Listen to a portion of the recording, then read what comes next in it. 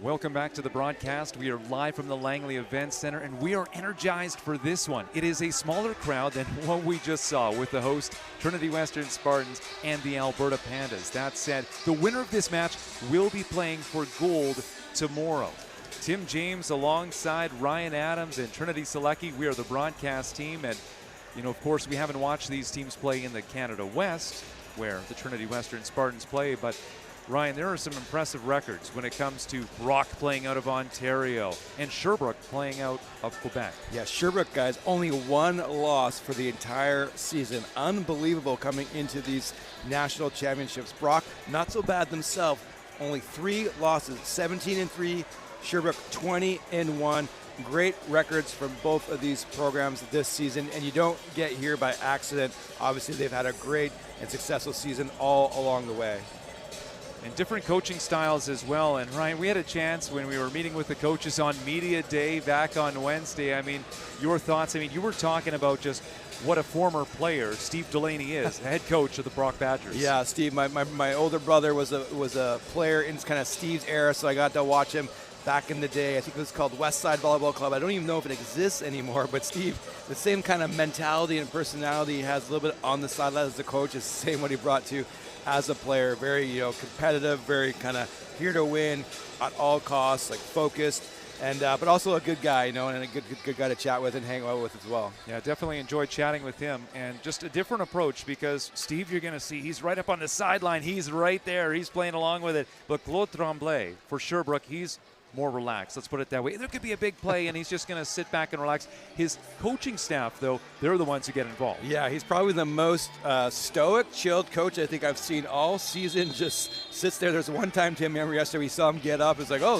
we haven't really seen that at all, in the match here. So definitely 2 different personalities from a coach perspective, 2 different philosophies, but it's obviously served both of their teams well and what they need. And I can remember when we met with him on Wednesday, I looked at him and I'm like, Claude, you look so familiar. Where do I know you from? And so he used to be the coach of UCAM. So when UBC hosted that Women's Volleyball Championship back in 2023, I was part of the broadcast team, and I look at him, so he was the coach for UCAM who played, and of course Trinity, we have to mention, former UBC Thunderbird.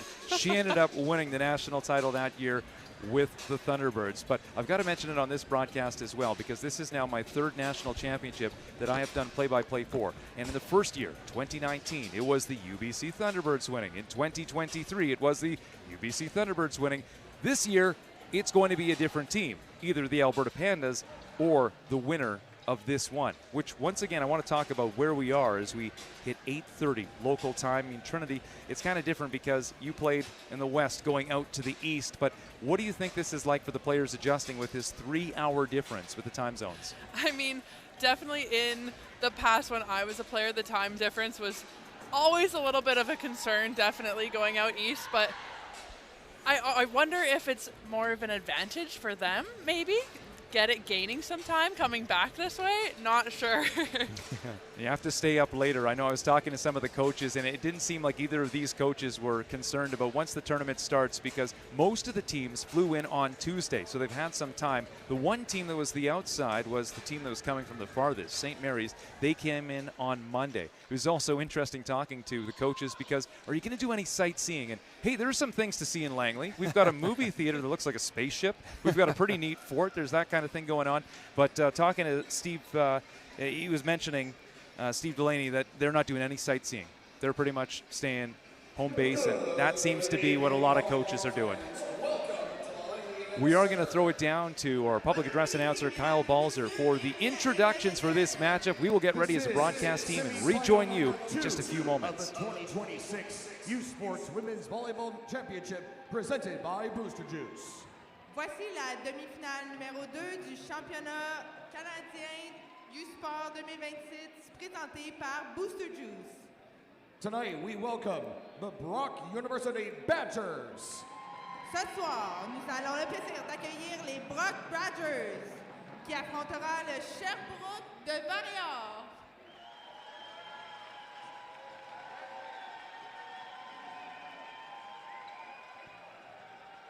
The officials for this evening are... Les arbitres pour ce soir sont... Premier arbitre. First referee, Steve Hewitson. Deuxième arbitre. Second referee, Nick Fuse.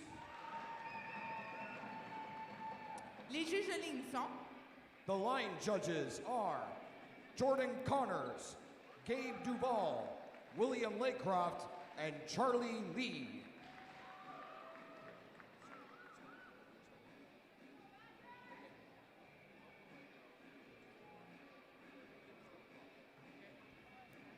And now it's time to meet the starting lineups, beginning with the Brock Badgers. la numéro 1, libéraux, 4e année. Coached by Steve Delaney. La numéro 1, 4e année, libéraux. A fourth-year libero, number 1, Isabella Samadzeda. La numéro 9, 5e année. A fifth-year outside hitter, number 9, Emily Faust. La numéro 11, 3e année, libéraux. A third-year libero, number 11, Eve Entwistle. La numéro 14, 3e année, passeuse. A third-year setter, number 14, McKenna Knox. La numéro 15, 4e année. A fourth-year outside hitter, number 15, Madison Tuck. La numéro 16, 3e année. A third-year outside hitter, number 16, Darian Chadwick. La numéro 17, 3e année. A third-year middle, number 17, Emma Baruchelli. Et la numéro 19, 2e année. And a second-year middle, number 19, Charlotte Ross.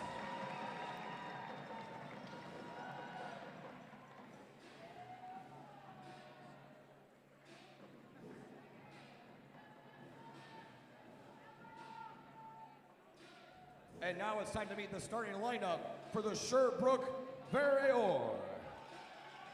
La numéro 1, libéraux, Danae Vaillancourt. La numéro 3, passeuse, Elmarie Fillon. La numéro 6, centrale, Gabrielle Minier. La numéro 8, attaquante, Jaël Delfort. La numéro 10, attaquante, Brittany Miranda. La numéro 11, attaquante, Béatrice Dubreuil. Et la numéro 12, centrale, Florence Stevanovic. Et l'entraîneur ce soir, Claude Tremblay.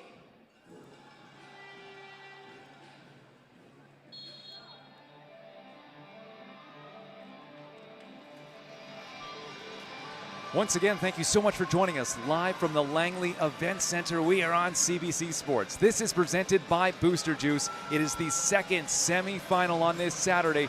It is the Brock Badgers, the champions of Ontario, taking on the Sherbrooke Vert. It is a smaller crowd than what we just saw, but still some passionate fans. You may be able to spot them on the far side. So the serving should be unaffected for both sides when it comes to that noise, but still at the same time, there is some passion. We are having some fun here on this Saturday. The winner will be playing the Alberta Pandas in the gold medal match tomorrow. Sherbrooke will be on the left side of your screen to start. They are serving first, wearing the green jerseys with the yellow numbers. And at 8:36 Pacific, we are officially underway, the second semifinal between Brock and Sherbrooke. The first attack for Brock, not able to get through. Now Vaillancourt able to get this one up, left side swing going down the line, picked up by Knox on the first ball. Once again, Knox going to work this time from the second ball. This one, back row approach, shut down, an extended rally for the opening point in this semifinal. Knox taken out to the second ball coming from the libero. Play at the net, and play is blown down. This will be Sherbrooke winning the point, and the green and gold fans standing up to make some noise. Yeah, I mean, besides that last miss at the end of that rally, what a great first starting rally, guys. I think this is going to set the tone for the rest of this match. Sherbrooke back to serve once again. If they should win, they'll be playing a green and gold team tomorrow with the Alberta Pandas. Right side approach, and that is going to be good to go. It is a kill, and Madison Tuck gives Brock the first point for them on this Saturday. Well, great to have, obviously, a lefty on that right side. Man, she blasted some balls yesterday, Tim, in that quarterfinal. Again, just a different angles as a blocker, hard to figure out at times. 3 players serve receive, with Kelly getting the ball across. Kelly looking to play some defense. Knox going to go over to the left side. That goes cross court to score. An impressive swing coming from Chadwick. Wow, great run. I'm loving the Brock setters' rhythm and tempo. She's such a great job of waiting and always having a good rhythm into that ball. Allows her to have some pace with some accuracy, but also a little bit of deception at the same time. 6 red shirts out there right now for the Brock Badgers. No libero in this rotation. But this ball will be sent out the back, and we'll go back to Sherbrooke for the second server. And this will be Gabrielle Meunier. Yeah, Meunier with a great match last night, guys. Blocks per set, she was such a great blocker. And in general, blocks per set 1.90. Unbelievable. Meunier, 14 kills, couple of blockers up there. Going to turn to joust at the net. Nope, that's just going to drop down on the Sherbrooke side. It's a point for the Brock Badgers. Yeah, we'll see how both these teams kind of settle in. We've seen, a couple games yesterday. Took a while for teams to settle in. This last match took a while for Alberta to settle in, and then Trinity Western kind of got out of their rhythm and wasn't able to settle back in. We'll see how both these teams here fare in this first set. Madison Tuck, the second server for the Brock Badgers. Wearing those red jerseys with the white numbers, and it is back-to-back errors out the back on the serve for the Brock Badgers. Couple of freebies for Sherbrooke. Yeah, I would say that might have been the biggest miss we've seen, but it doesn't seem like she served it that hard. That ball just kept floating and floating and floating. Setter to the back row for Sherbrooke, Elmarie Filion. 3 attackers at the net for the champions from Quebec, and they will be going to the offense right now. Filion running this offense. It's a right side swing, but Delphore couldn't get through. Left side will get through. Picked up in the back there by Entwistle. Filion forced to pass this ball up, but instead it's sent into the net. That attack from Dubray. Yeah, and those are the errors I don't think Sherbrooke can allow to happen. Of course, be aggressive, be smart, but you can't hit that ball just straight into the net against such a great team like Brock. We talked a little bit about the resiliency from the defensive side of Sherbrooke, and I think we've seen that in the first 6 points of this game as well. And being Brock, you can't expect to score on the first ball, and even Sherbrooke, how can you extend the rally? And when it's there, take advantage of it. Just like that one. Charlotte Ross with the kill, standing at 6'2", scores for the Brock Badgers. Chadwick, the server, standing at 6 feet tall, with some of the fans in behind her as she gets this ball across. Knox, big push over to the pin. Faust, all kinds of power, but that lands in Brock Badgers territory. Point for Sherbrooke. Yeah, we know Faust is going to get a lot of volume here for the Brock Badgers tonight. In the season, guys, she had 526 total attempts. That's a lot of volume.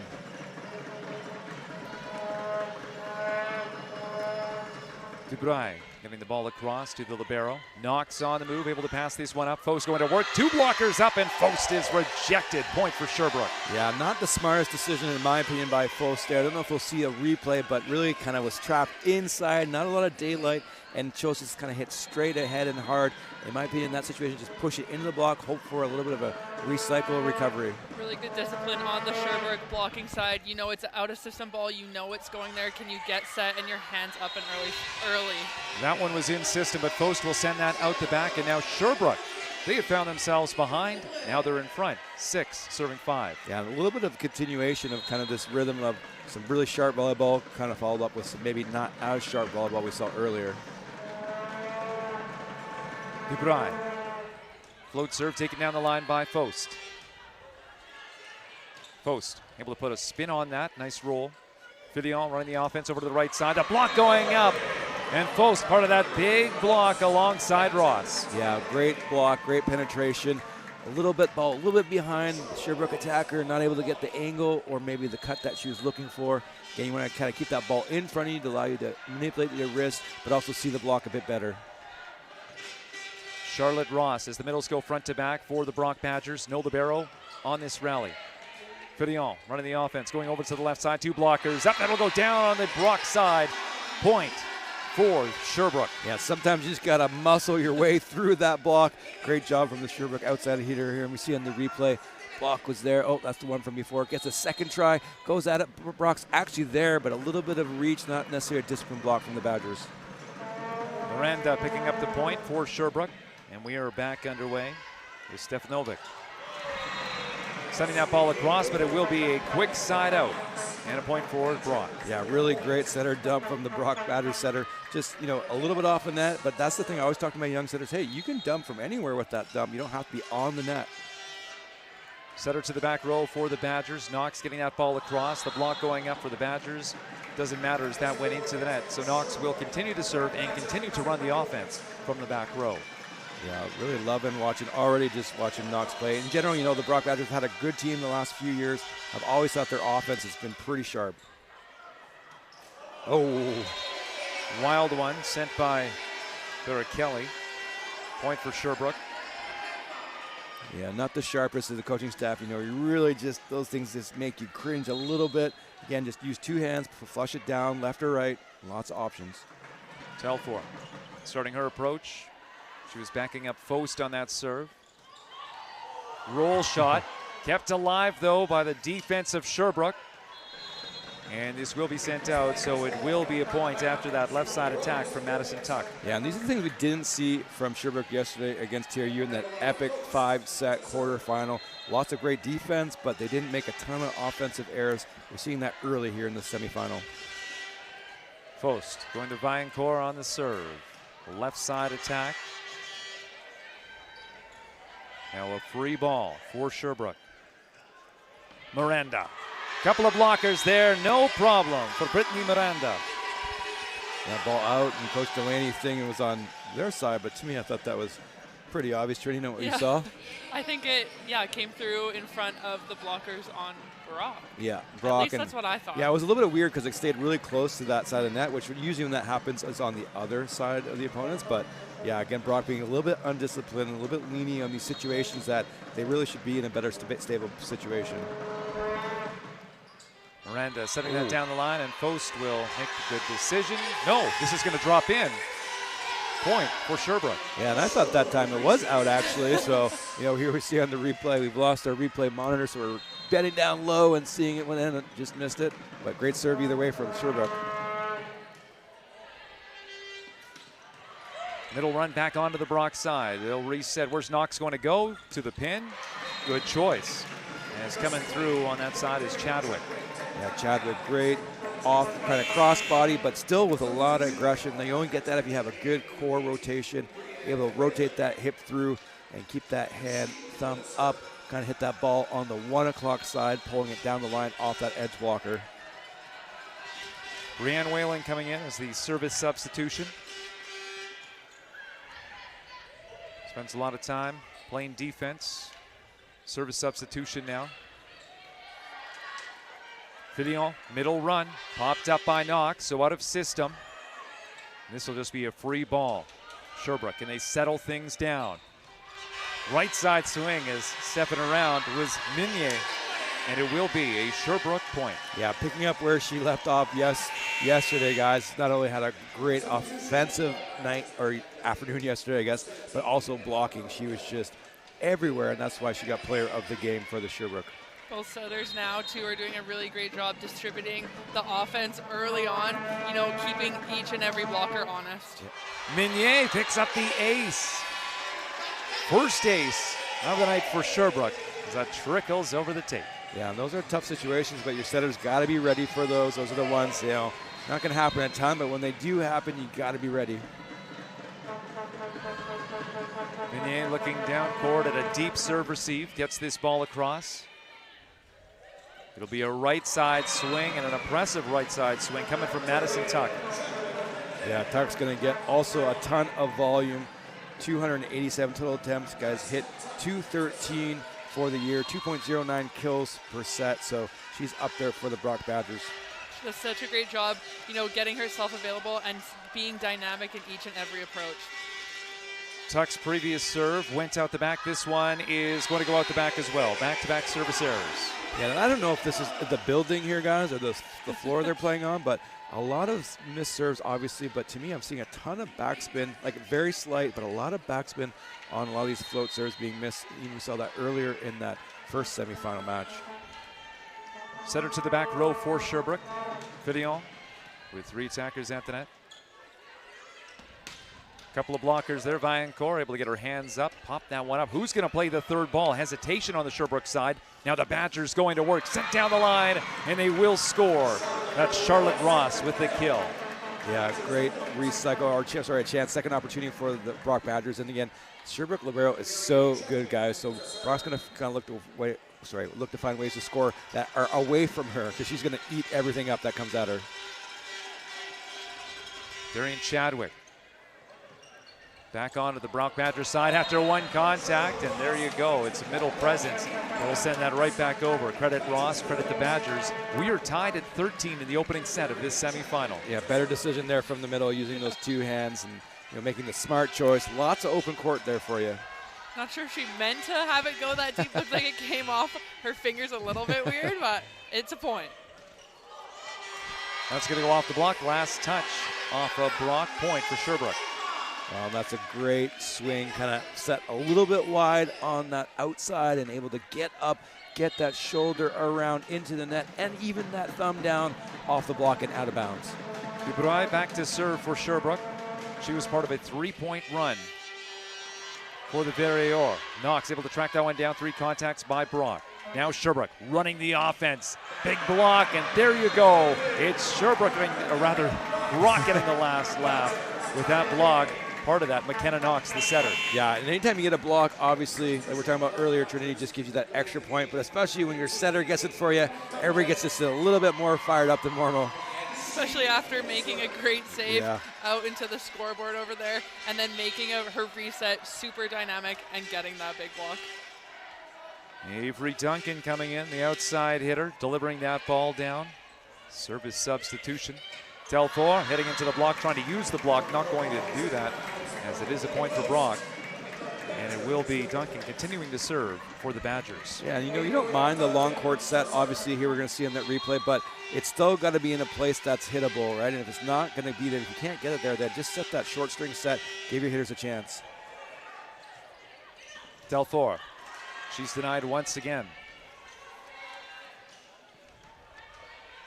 Knox, where's she going to go? The dump. Not going to pick up her first kill here. And this is just going to tag the back line. Point for Sherbrooke. The teams exchanging points. Both coaches still with both of their timeouts in this set. A decent pace for this second semifinal. Yeah, 15-all. This is kind of what you expect or hope for in these semifinal matches, where that score just kind of stays back and forth, close, within 1, within 2, like we saw in that first set from Alberta and Trinity. We didn't really see that the rest of the way in that match. We'll see if both these teams can continue on this kind of side-out volleyball we're hoping for. Now here's Dora Vaillancourt. Service substitution, and that's good because it's a scramble for the Brock side, so she's getting her job done. Now the offense going to work. Telthor wheels that one out of bounds. Close to the Brock bench. Point for the Badgers. Yeah, Telthor didn't have a great efficiency night last night, hitting only 10%, 46 total attempts in that 5-setter, only behind her teammate with 51, but 11 kills, 6 errors on 46 attempts yesterday. There's Knox. Telthor, this time she's able to use the block. We have seen her active there, getting volume from the right side, not able to get through this time. Uses the block to score. Yeah, I mean, great shot, obviously, but I like Brock's just kind of, good shot. Here we go, back to the middle, side out, next ball. Telthor, after picking up that point, serves the ball. Now she'll play defense, and yes, gets underneath that one. Fillon running the offense, forced to pass this one up. This goes to the back row, picked up by the libero.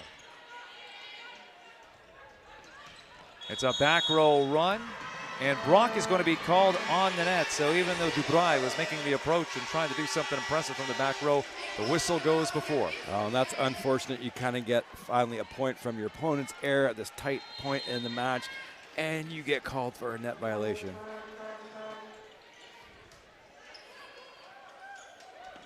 Knox with the back set, and this is going to go out. Actually, it's going to be Sherbrooke called on the net.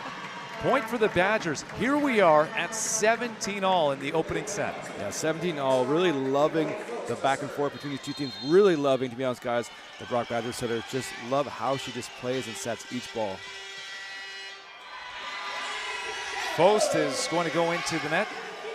That gives the advantage to Sherbrooke. Waiting to get a timeout, waiting to have some discussion here and really break down what we're seeing, but that's not the case. Decent flow, and you know what? If you're staying up late here, we appreciate you joining us on CBC. This tournament presented by Booster Juice. This is the final match of the day, and yeah, it's starting even later than that 8 o'clock Pacific time it was scheduled for. Yeah, and even though it's back and forth and, you know, somewhat close here, guys, the game efficiency hasn't been great. Brock hitting 17%, Sherbrooke at 0 right now.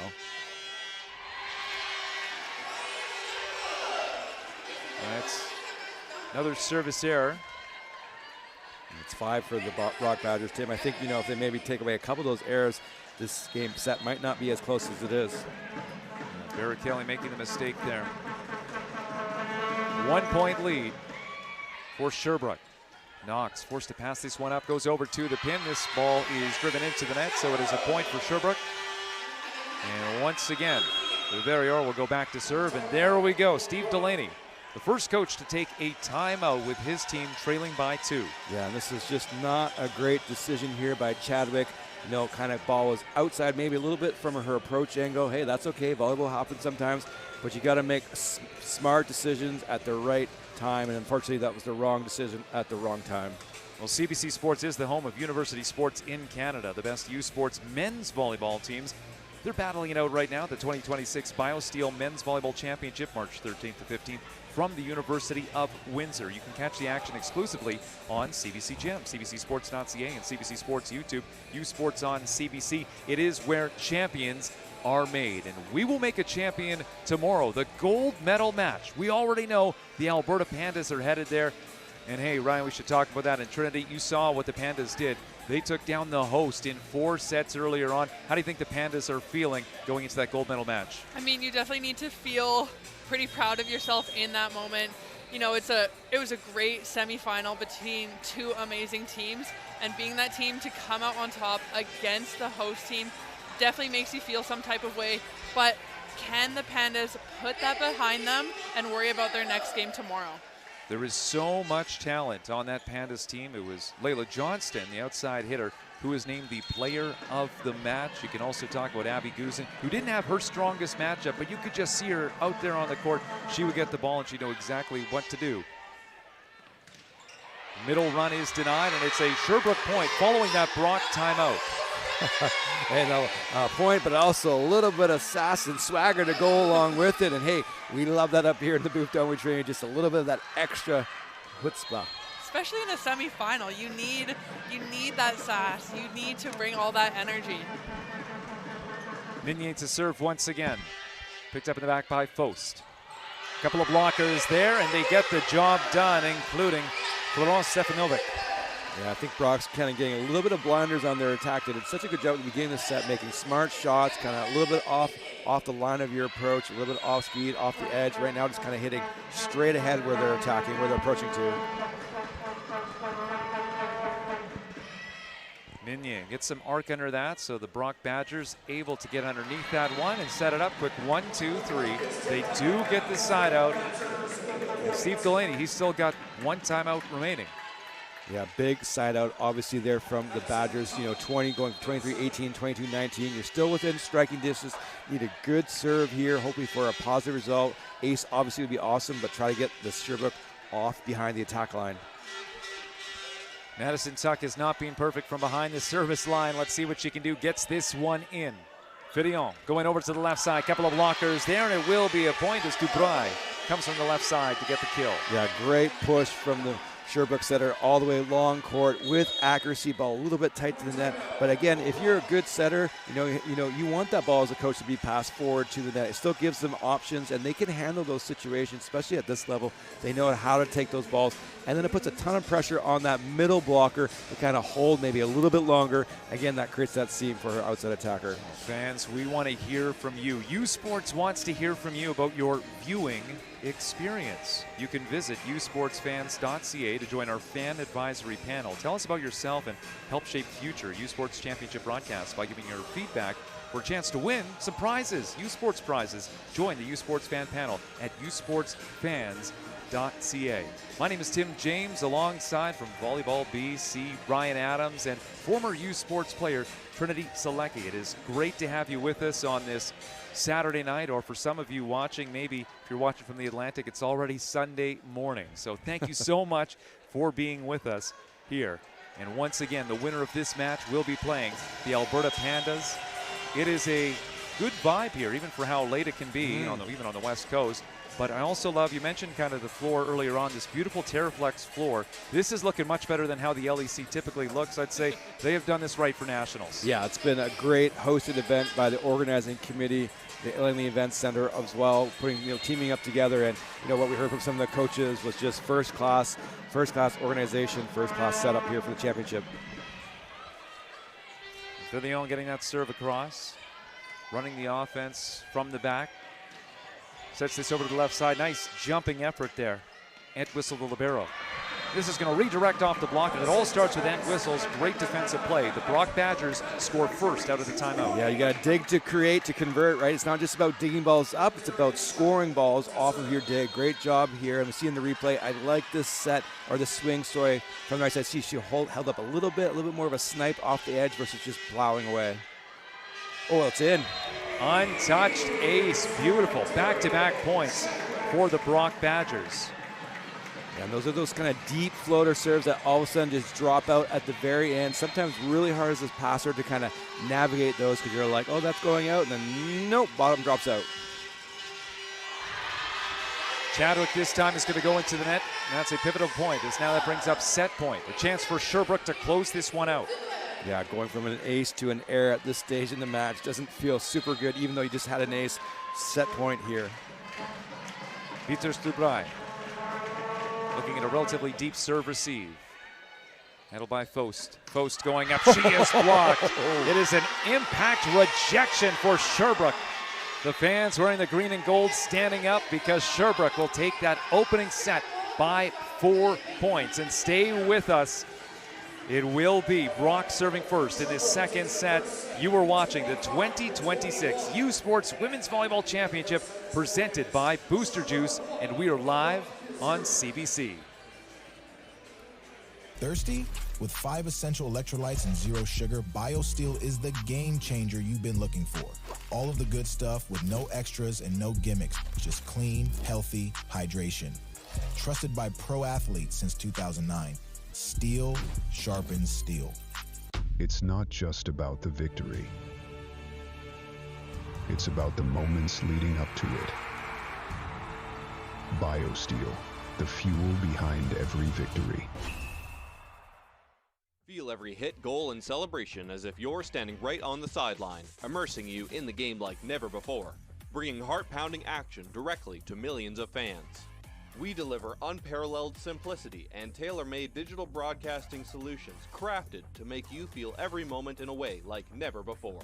Our passionate team ensures your message reaches audiences reliably every time. Proudly Canadian, we bring a touch of innovation and our passion to the world stage. ISI Live, be there. We are people first and players second. My identity is more than just athletics. It's how Christ shines through me, whether we win or lose. That's what it means to be the light.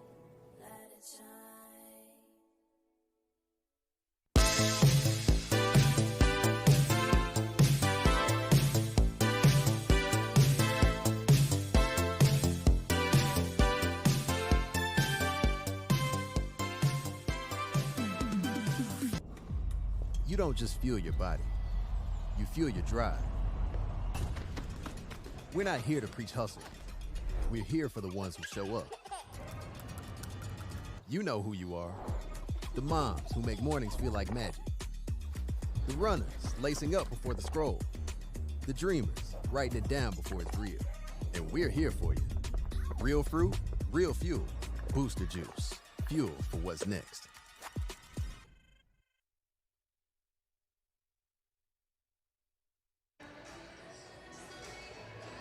Welcome back to Langley, British Columbia. It is great to have you with us wherever you are watching from. Right now it's -2 in Montreal, -2 in St. Catharines, and +2 here in Langley, the host site of the 2026 U Sports Women's Volleyball Championship, presented by Booster Juice and live on CBC. Well, CBC Sports is Canada's home for university sport. The best university swimmers in Canada are in Markham, Ontario at the 2026 U Sports Swimming Championships. Daily coverage begins at 9:30 a.m. Eastern Time with heats followed by medal races at 5:30 p.m. Eastern. The 2026 U Sports Swimming Championships exclusively on CBC Gem, CBCSports.ca, and CBC Sports YouTube. U Sports on CBC. It's where champions are made. Well, the Sherbrooke Vert are taking that opening set 25-21, but Ryan, it wasn't like they were super efficient. No, surprisingly, actually, Tim only hit 3%. Brock not much better at 9%. Difference, guys. Brock had 5 service errors. Sherbrooke only 1. Sherbrooke 12 digs to Brock's 8, and 5 blocks for Sherbrooke's versus Brock's 3. So you don't really see that. I mean, at this level where blocks and digs are kind of winning you the match, but that combined with Brock's service errors and their low efficiency, even though it was a bit higher than Sherbrooke, is what was the difference there. And it will be the Brock Badgers serving first. By the way, if you have any feedback for us, you can reach the broadcast team by sending us an email at usportschampionship@gmail.com. That is the email that we will be keeping tabs on as broadcasters. Again, usportschampionship@gmail.com, or if Instagram is your thing, you can also message me, send me a direct message, timjamesmedia.ca. That is the username. We are back underway with the second set. It is Sherbrooke going to work. It's a right side step around, and this one's going to go out. That was off the hand of Stefanovic. Yeah, I think if you were to ask the Sherbrooke coaching staff, hey, do you think would you be okay winning a set at national semifinal? You hit 3%, they'd be like, what are you talking about? that's not something that's real here. So lucky to get away with that set. Post second serve of this set, getting over, and Sherbrooke going to work, and there you go. There's this side out with Dubray coming over to the left side. Yeah, again, that's what Sherbrooke's got to do. Just continue to not necessarily go for broke every time. Trust their defense, almost like a little bit more of a football. Play to your strengths. Hey, it's not there. Give the ball back. Trust their defense to get it back in a better situation and go again. Elmarie Filion running the offense out of the back now. Knox gets that set over to the left side, and it's a quick side out for the Brock Badgers. Yeah, quick side out, and Brock definitely needs to find some confidence and some rhythm. They looked so sharp, Trinity, in the beginning of that first set, and all of a sudden kind of disappeared a little bit as the set went on. Yeah, I think definitely to begin the set, the attacking came from, putting the ball onto the other side of the net, and as things got super tight, Brock was going for those bigger kills where they ended up dropping their arms or eventually getting blocked, and I think at the beginning of this next set here, we're seeing a lot better attack efficiency and attack options. Telford going to work from the left side, and it's Sherbrooke picking up the point. This will have Dubray rotate to the back row. You can see on the replay there. Telford going to work. Dubray going to Faust on the serve. 2 blockers there, sent at a sharp angle. But still a back row attack able to be made coming from Dubray. Now Filion over to Telford. Picked up by Faust in the back. Knox going over to the right side. The block is there. Good penetration. Nice job. And Stefanovic. Oh, she was excited after that block. Yeah, that's a great example of what I was talking about with Sherbrooke. They had a great effort on defense, put the ball high in the middle, just kind of a chip it over to the middle of the court, get that ball back, couple more swings, score that point. Trust your defense. That's their strength for sure here. Faust, not a great first contact. This will be tight to the net. Sent down the line. Picked up, though, by Dubray. Hard sent down the line. Knox. Good enough to get under it, but not good enough to keep it toward her court as the team races up to about row 4 or 5 there, as we saw Madison Tuck trying to chase it down. Yeah, and again, Sherbrooke kind of keeping in their rhythm. Brock's just got to stay with it. Don't get out of themselves. Be where your feet are. Play within your strengths and in your system. Don't get ahead of yourself or look in the pass either. Sherbrooke on a 3-point run. Tuck from outside of the court, getting that over to Faust, who makes a standing attack. Now Filion, it's a middle run. Stefanovic couldn't finish. Stefanovic going up for a block though, and she gets it once again. Another big block by Stefanovic. Yeah, Stefanovic is having a great night, matching her middle companion who got player of the game yesterday. Great dig from the Badgers, a little tight up in there, but not a great hit select choice on that attack. Kind of inside set and then choosing to kind of pull it back into the heart of that block. You can see on that replay there of Sherbrooke's middle, she got to the outside super fast, stopped, and had her hands over super quick. That ace makes it a 5-point run for Sherbrooke. Steve Delaney, yeah, no surprise, he's right at the edge of the court. Not too happy about this. Post diving forward. Vaillancourt going over to Telfor. Put some arc underneath that one, and Entwistle was easily able to get over there. Now some separation in the block. Sherbrooke will be forced to send this over. It's a free ball that's going to go shallow, very shallow. Back onto the Sherbrooke side. Stefanovic couldn't finish it off, however. Knox over to the pin, and that is perfectly placed. That's Chadwick with the left side swing. Yeah, and that's as if you're Brock, you're going to have to do stay patient. Know that Sherbrooke's going to dig up a lot of balls. Don't force the issue. You know, trust yourself, trust your teammates. Look for that recycle. If it's not there, look for edges if you need to or can. And even then, maybe tip it back over to that setter or make that front row left side come in and under. But just know that you're going to have a long grinding night here today. That side out by Brock ends a 5-point run by Sherbrooke. Here's Tuck. Vaillancourt gets underneath it. There's the tip. Vaillancourt. Oh, you could hear the power on that one. Good pace. Vaillancourt going over to Telfor. 2 blockers there. A good job by Chadwick to regroup and now make the attack. Vaillancourt pops this one up. The defense from Sherbrooke has impressed so far this tournament, and there you go, another example of it. Brock Badger's going to work. Knox sending it over. Filion. Here's Knox. What a rally we are seeing develop. Chadwick going down the line. Vaillancourt. Out of the pipe now, Knox. Brock to the offense, and yes, it finally will end off that Charlotte Ross tip.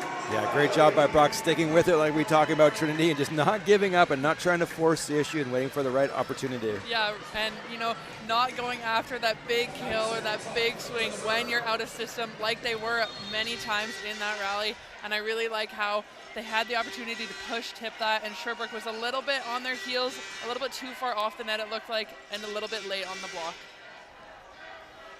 Madison Tuck once again for the Brock Badgers. The lefty going to Vaillancourt.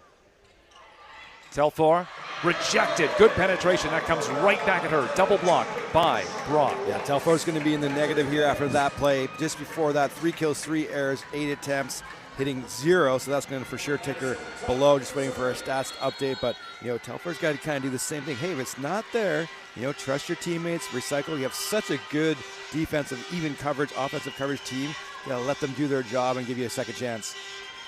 Madison Tuck going on a service run. 2 service errors in the opening set. Oh, might have jinxed her here as she goes into the net here after a 3-point run by Brock. Yeah, we've seen some funky service runs or service errors from, you know, certain teams or even certain players from, you know, lots of multiple teams. It hasn't just been one. And again, I don't know if it's sort of the air currents in here. We don't often have that second side open. So if that changed things a lot or not, I don't know. Back-to-back service errors. This time it's for the Verrior. Now, I've heard about that before. Now, full disclosure, I never played at this level, okay? So Trinity's the expert. She could probably talk about playing in this gym specifically. She gets it. But I've heard about the air currents before, so there is that is a thing. Well, and things change. When you open that second door, things change, spatial change, you know, and it's for everybody, right? It's not even just like Trinity hasn't really played here that much with both of those sides open. So, but it could also just be nerves, Trinity, right? I'm sure you never had those. I'm sure you never served horribly in a set ever. Block going up. And it was Faust able to make the second play, and then it was Knox who had the attack as the setter. This is tipped over, scramble on the Brock side. Sherbrooke will pick up the point and regain a 2-point lead. Yeah, maybe talk about that, Trini. You know, you guys have obviously with UBC pretty much always in the national championship, so you played at different buildings, including your home gym. But, you know, going into a different gym, maybe someone you don't play through league, you know, what does that look like? What does that feel like? And that's that kind of, you know, getting acclimatized to the new surroundings. I mean, yeah, there's definitely big changes playing in a new gym, especially when you are traveling all around Canada. Like, luckily, the Thunderbirds had an advantage here playing in this gym, but like you said, the second stands have never really been out before, and it is a big adjustment. The depth from the wall behind you is different than your home gym. The lights can always be different, hence why a lot of the teams do come out here multiple days before the weekend begins to get a better feel of the court surroundings. Yeah, or even at Christmas time, like Montreal did, came out here, competed with Trinity and UFE just down the road to kind of have some of that experience. Off the Miranda serve, Brock running the offense. Faust coming from the left side. Oh, one of her best swings. Back onto the Brock side, though. Let's go back to Faust. Second time a charm. She's going to go down the line this time and score. Great shot from Faust. Again, going with that kind of fastball, going down the middle, and then changing it up a little bit, almost like a crossbody, off speed slightly. And guys, Sherbrooke 26 digs here. We're only a set and a half in. 26. This is unbelievable. Viancourt. Filion going over to the right side. This is going to be tipped up and over, and Minier picks up the kill. And it's not like Brock is doing poor. They have 18. 18 is a pretty solid number as well, but 26 digs. Just, you know, puts so much pressure on a team to try to figure out and maybe do things that are outside of their comfort zone or outside of their strengths. You know, Brock did a better job this set, kind of staying within themselves. Middles go front to back on the Sherbrooke side, so Danae Viancourt has earned a sip of water. She's off on the sideline right now. It's going to be a middle run on the Brock side now. Back to the Badgers. Running the offense is Knox. It's a middle run. Popped up once again. Sherbrooke going to the attack. Miranda making that attack for Sherbrooke. This is pushed over to the pin. Telford trying to settle things down. Filion over to the left side. Good swing there by Dubreuil, but not enough. Knox, couple of blockers there. This will drop in. The Brock Badgers will score an extended rally. Yeah, maybe the first sort of missed dig we've seen from Sherbrooke there. You know, that ball, positive touch from the blocker to the front row. You know, the front row, you know, non-blocking off blocker did not, you know, get set. She was kind of there, but also a little bit on her heels, moving backwards, not set. We, you know, normally see Sherbrooke make those digs. Faust, who started this set serving, gets that ball across. Her second rotation as a server. Middle run. Now getting that ball. Couple of blockers up. Yep. That will be a big Brock Badgers point. Vera Kelly, part of that block. Yeah, great job. Obviously, again, getting points at any stage at this match, especially down 1-0 here for the Badgers. It's going to build their confidence, find their rhythm. You know, it's 10-10, and to me, guys, it looks like they're still a little bit maybe not so sure of themselves yet. This ball will be sent out well above Smedzier. And a point for Brock. Yeah, those are the offensive errors you can't see from the very, or just cannot make this sort of, you know, yellow light-ish situation. You cannot miss that much, that far. Post is going to be charged with a service error. We are tied at 11. It was a close one midway through the first set until Sherbrooke started to take control.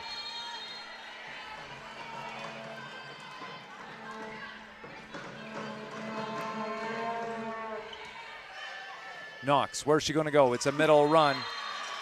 Better Kelly launches it out. Sherbrooke has a 12-11 advantage. Yeah, I mean, I don't mind this run. Let's see here on the replay. To me, it looked like she kind of rotated her shoulders and then rotated her hips. Yeah, did a little bit too much of both, kind of trying to find that edge and just too far. I think that's a super smart run by Knox as well. You know, the middle blocker on Sherbrooke had taken a step to her right, and she ran that quick middle ball to her left, making her work a little bit harder to get her hands on. Filion as the back row setter gets it over to Dubreuil with the left side attack, but it's Brock Badgers getting up with a big block, and we are tied at 12. Yeah, and Ross back in here, you guys. To me, you know, 4 kills, 7 attempts, hitting .429. I feel like they got to find her a bit more volume here, having lots of success so far, but maybe not the amount of volume she needs to kind of continue that success. Float serve. Telford She is denied from the left side, and once again, it is Charlotte Ross standing at 6'2", a big part of that. Yeah, quick timeout from the Sherbrooke coach, stood up right away, and he's going to have that conversation probably with his outside attacker. Again, she's just causing too many dead balls, too many attack errors into the block, kind of hitting down into the heart of the block. She, again, jumps so high, can hit the ball so hard, but unfortunately just kind of a little bit narrow-minded in her vision right now in decision-making. It is the Brock Badgers leading by 1. Hope you are enjoying this broadcast of women's volleyball, but CBC Sports is the home of university sports in Canada, not just volleyball. You can catch the best U Sports women's hockey teams as they face off in the 2026 Miller Waste Systems U Sports Women's Hockey Championship in Woolwich, Ontario. The action all starting on Thursday, March 19th on CBC Gem, CBCSports.ca, and CBC Sports YouTube. U Sports on CBC, where champions are made.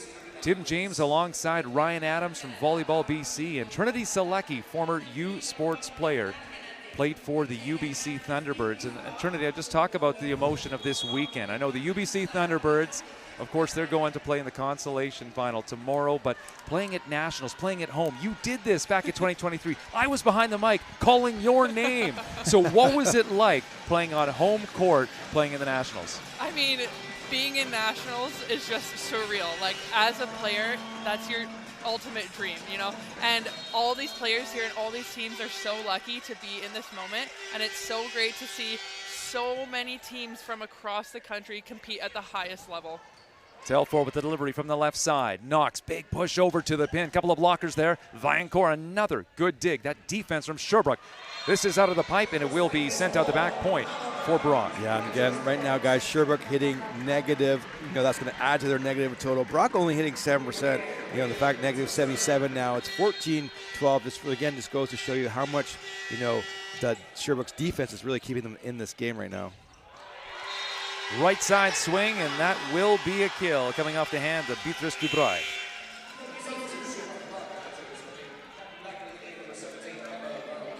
Dubreuil will go back to serve as the Verrior go back to serve. Just a quick shout out here. Dave sent us a note saying, hey, I'm missing SNL for this, but wouldn't have it any other way. Really enjoying the broadcast. So Dave, appreciate you reaching out to the broadcast team here. Nice dig. Again, that defense from Sherbrooke has been so impressive on this Saturday night.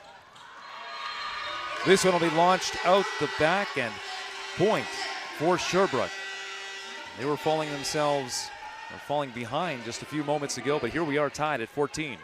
Yeah, and yesterday, talking about Benyon Court, the libero, such a libero battle yesterday between her and Olivia A. from the TRU Whippack, back and forth. Some of the best libero play I've seen so far this year. Knox with the back set, couple of blockers there.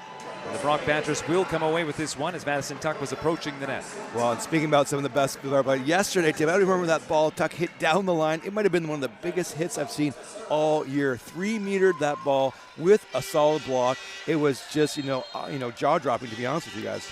Very impressive by her just now on this play. It's a tighter ball and there's 2 blockers out in front of you, but she did a great job of finding a way around the block.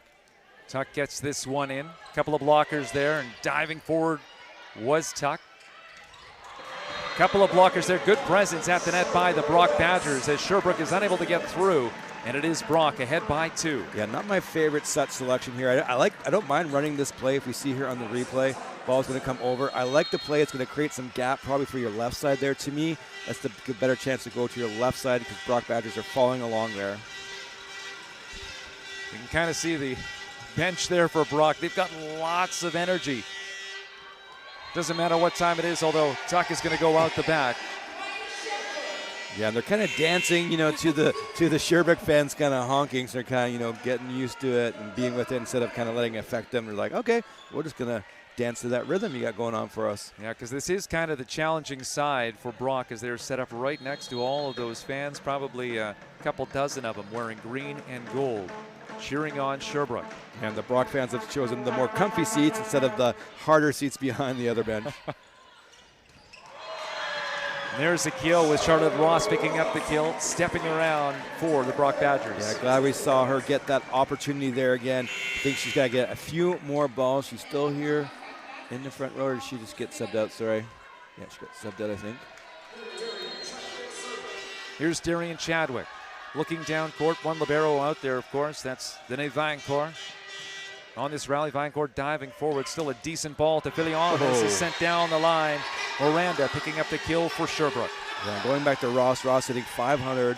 5 kills, 1 error, 8 attempts. She's off. Still on there now, sir. One more rotation. Got lost looking at my notes for a second. But, she's got to get more opportunity. And the Brock setter can find her in lots of different ways. I'd love to see it a bit more. Knox forced to pass this ball up. Faust going to work 2 blockers there. Vaillancourt pops this one up. Oh. Well, that second contact, not a good one by Miranda. Point for the Brock Badgers. Yeah, we don't see that a ton. In that last rotation, Brock decided to bring that middle around in front. Pass wasn't good enough to set her. To me, Trinity, I don't know why you just don't keep her on that slide. It gives you a lot more opportunity to find her. I agree. I like when setters run their middles behind with the slide, opening up so many more seams. And when it works, I don't understand why you would go away from something like that. To be fair, Brock does have a great right side on the back row, but again, to me, at the moment, Ross right now is, really doing super well. You got to keep her engaged. Now she's going to go off to the back row, so she's not going to have that opportunity anymore. So that service substitution for Charlotte Ross doesn't work out, as that Avery Duncan offering went into the net. Point for Sherbrooke. Verrior still down by 1. Knox is going to be a middle run. Popped up, though, there once again. The defense for Sherbrooke, keeping them alive on this rally. Knox, where's she going to go? Over to Faust, left side. Couple of blockers there, and Faust uses the hands. Yeah, and Faust just kind of going hard and heavy way, but this time instead of hitting straight ahead, she kind of pulls a little bit out off the wrist away. Wrist down around towards, thumb up, able to get that block off and out. Maybe got a little bit lucky there. We saw that same shot from Miranda on Sherbrooke as well. Going cross court, these hitters are getting caught, either getting dug or getting blocked, and I like seeing that adjustment from them, going hard or high down the line.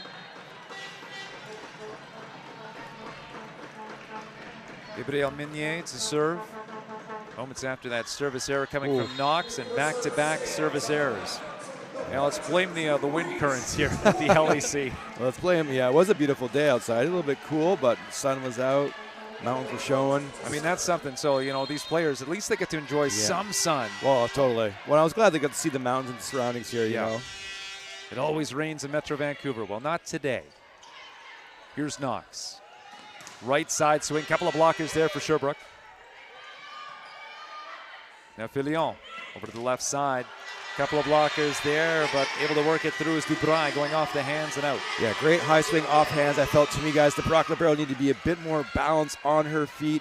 We see here on the replay, she kind of jumped up and was not able to recover. See, up, and then she, in my opinion, guys, should be able to be set and turn and run and make a play on that ball. Sherbrooke down by 1. Oh, the music, I don't know why that started. And I don't know if they can call that play off there. I'm going to defer to our Volleyball BC expert here. I thought they were going to blow that down. Well, yeah, we've seen that actually here before, Tim, where that's happened and they kind of call a reserve. But then it's late. This was actually during. Yeah, this was actually during. You're right. We rally. haven't seen that. I'm surprised, neither coach was kind of upset about it. So fair play, I guess.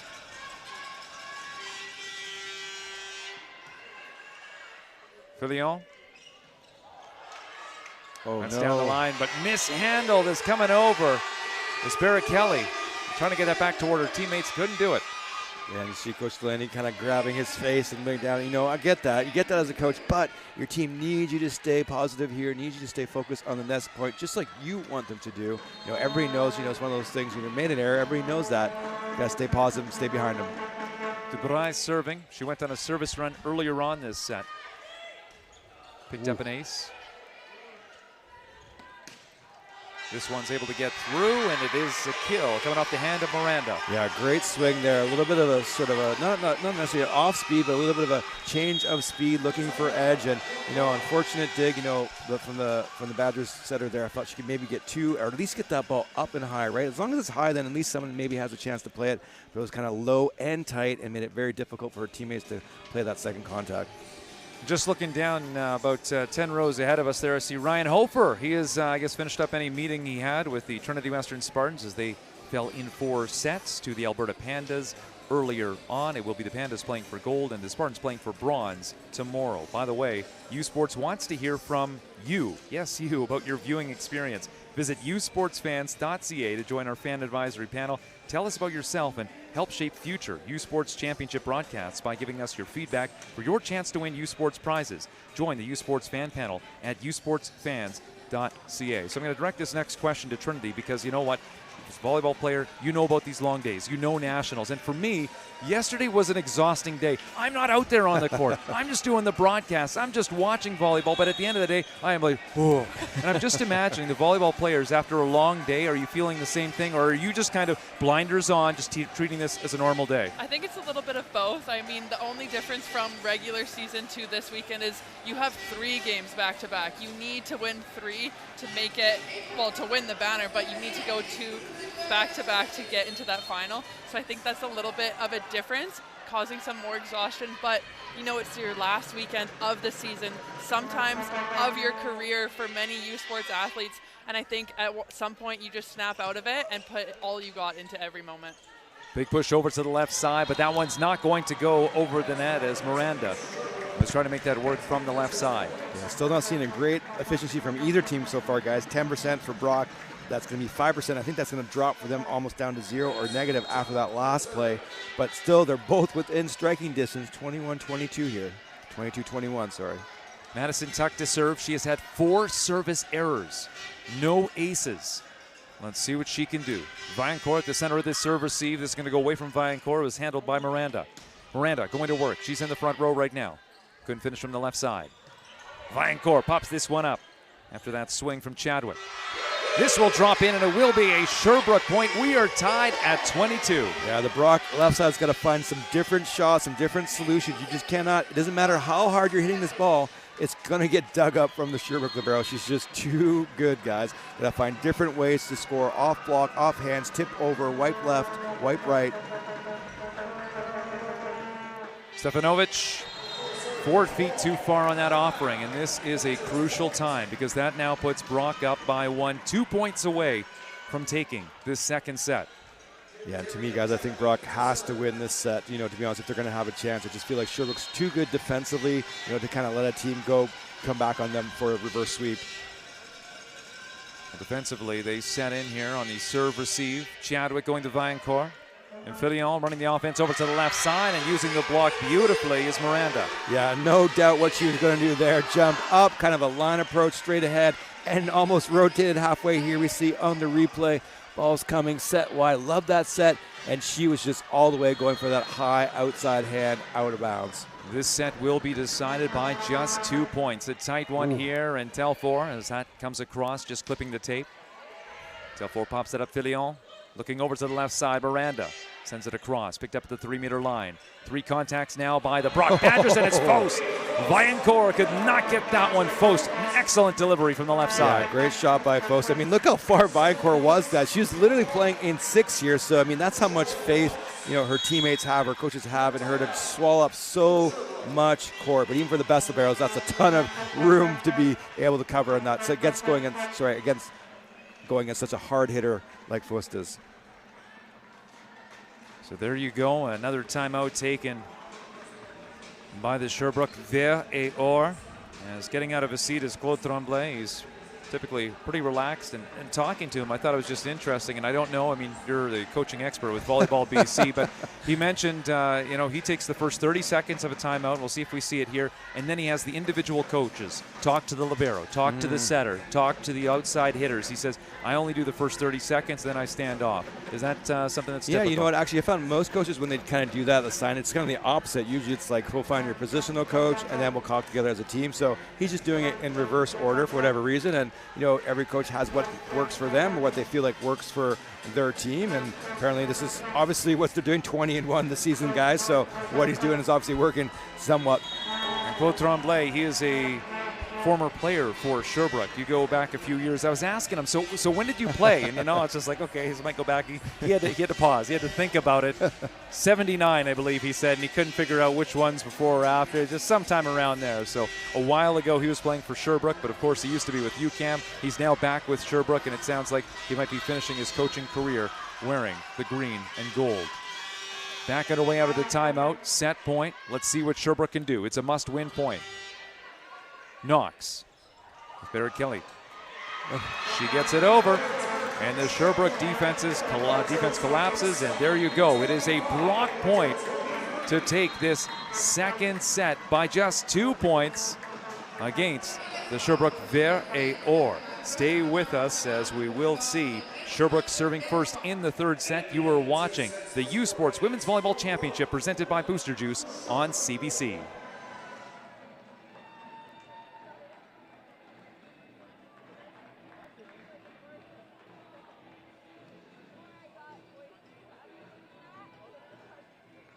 Hey U Sports fans, check out shop.usports.ca for this week's promotional item from the Nike Team Collection. Visitez le shop.usport.ca pour en profiter de la promotion de la semaine de la collection Nike Team.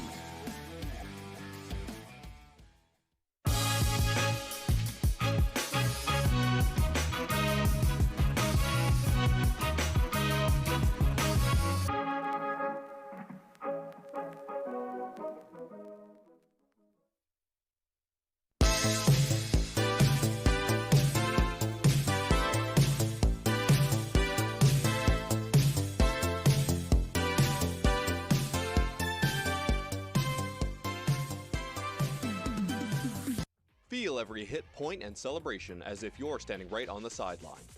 Our passionate team unlocks a world of possibilities with digital broadcasting made simple, bringing heart-pounding action directly to millions of fans. Proudly Canadian, ISI Live, be there.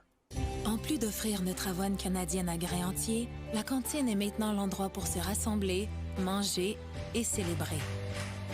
Nous sommes fiers d'alimenter la passion du hockey dans son village d'origine, parce que peu importe d'où tu viens, t'es capable. Le sport en direct sur ici-tout.tv. 100% énergie. 100% gratuit. Votre meilleur plan de match pour voir des performances exceptionnelles sur l'appareil de votre choix. C'est ici-tout.tv. You don't just fuel your body. You fuel your drive. We're not here to preach hustle. We're here for the ones who show up. You know who you are. The moms who make mornings feel like magic. The runners lacing up before the scroll. The dreamers writing it down before it's real. And we're here for you. Real fruit, real fuel. Booster Juice. Fuel for what's next.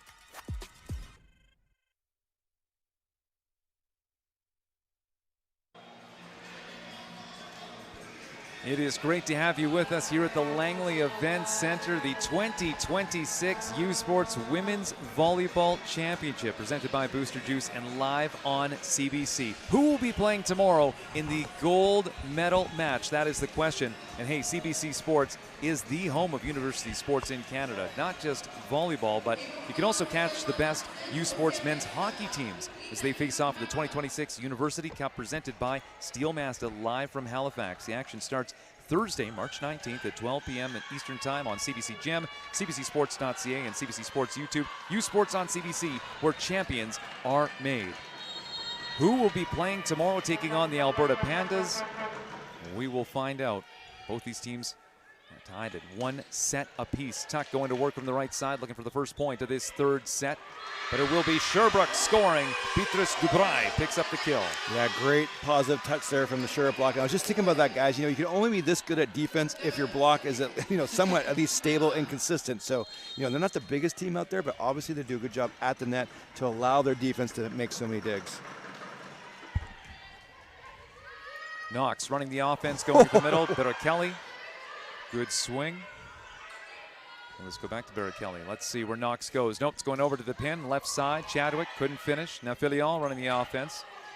Meunier, who was the player of the match yesterday, couldn't get that one. And this is going to go out, and it will be another Sherbrooke point. Wow, that might have been one of the biggest hits I've seen all season. And Sherbrooke Vert just off the shoulder, pop it up. Those are kind of the plays you need to make in these moments. But wow, so impressive. Miranda again with the third serve of the set. Chadwick able to get this one through. Point for the Brock Badgers. Yeah, great swing by Chadwick. I think, since she kind of had some of those swings that kind of got blocked, maybe the wrong decision at the wrong time, she's done a much better job of kind of playing, with the hand that she's been dealt. Not necessarily forcing the issue, but finding solutions to the problem, and seeing the right things and feeling the right things and doing the right things at the right time. Emma Barrichelli with 2 kills gets this serve over, and we are back underway at the LEC. Second semifinal. The winner will play the Alberta Pandas tomorrow for gold. Chadwick is shut down, and Brock unable to recycle. Point for Sherbrooke. Yeah, and this third set's always super interesting, guys, right? We saw that in the last match, 1-1, Trinity, Alberta. Alberta went on to win that the next 2. I think, this third set, super important. I'm sure there's a stat somewhere. Fine, I'm sure off the top of my head I can't remember, but I think for these 2 teams, especially kind of how up and down they've been playing, I think winning this third set is super important. Gabrielle Meunier sending the ball across, and we are back underway. Knox going over to the pin. Chadwick sends it at a sharp angle. Meunier was able to dig that as a middle. Impressive play. Misses popped up, but it's going to be the Brock Badgers who are called on the net, so point for Sherbrooke. Yeah, and our least favorite call up here in the booth, you can hear Trinity chuckling where that ball was going to be a kill and hit the roof and call it on the net. Of course that's their job and they need to call it, but just let the kids play. Give them the kill, give them the stat sheet. Come on, guys. Meunier. Knox going over to Chadwick, a couple of blockers, and Chadwick doing a good job against those couple of blockers, including Stefanovic. Yeah, they need her, and all their pins really to do a good job for the Brock Badgers. Not necessarily at the moment having the best efficiency night, but they're doing better than than Sherbrooke, so they kind of turn it up a notch, maybe just increase those efficiencies. Not in a huge way, but all of them pick it up a little bit. I think they'll find themselves in a good situation. Madison Tuck, this southpaw, sending this across. Filion on the move. It's going to be a back row run, but that's dug up. Only momentarily. As that will be a point for Sherbrooke. Whalen unable to get a good grip on that one.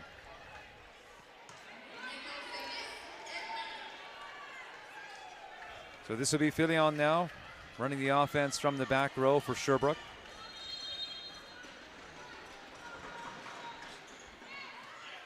Post, not what you wanted. Knox catches that before the score table. 3 contacts by the Brock Badgers. Couple of blockers up there, but no problem coming from the left side is Dubreuil to pick up the point.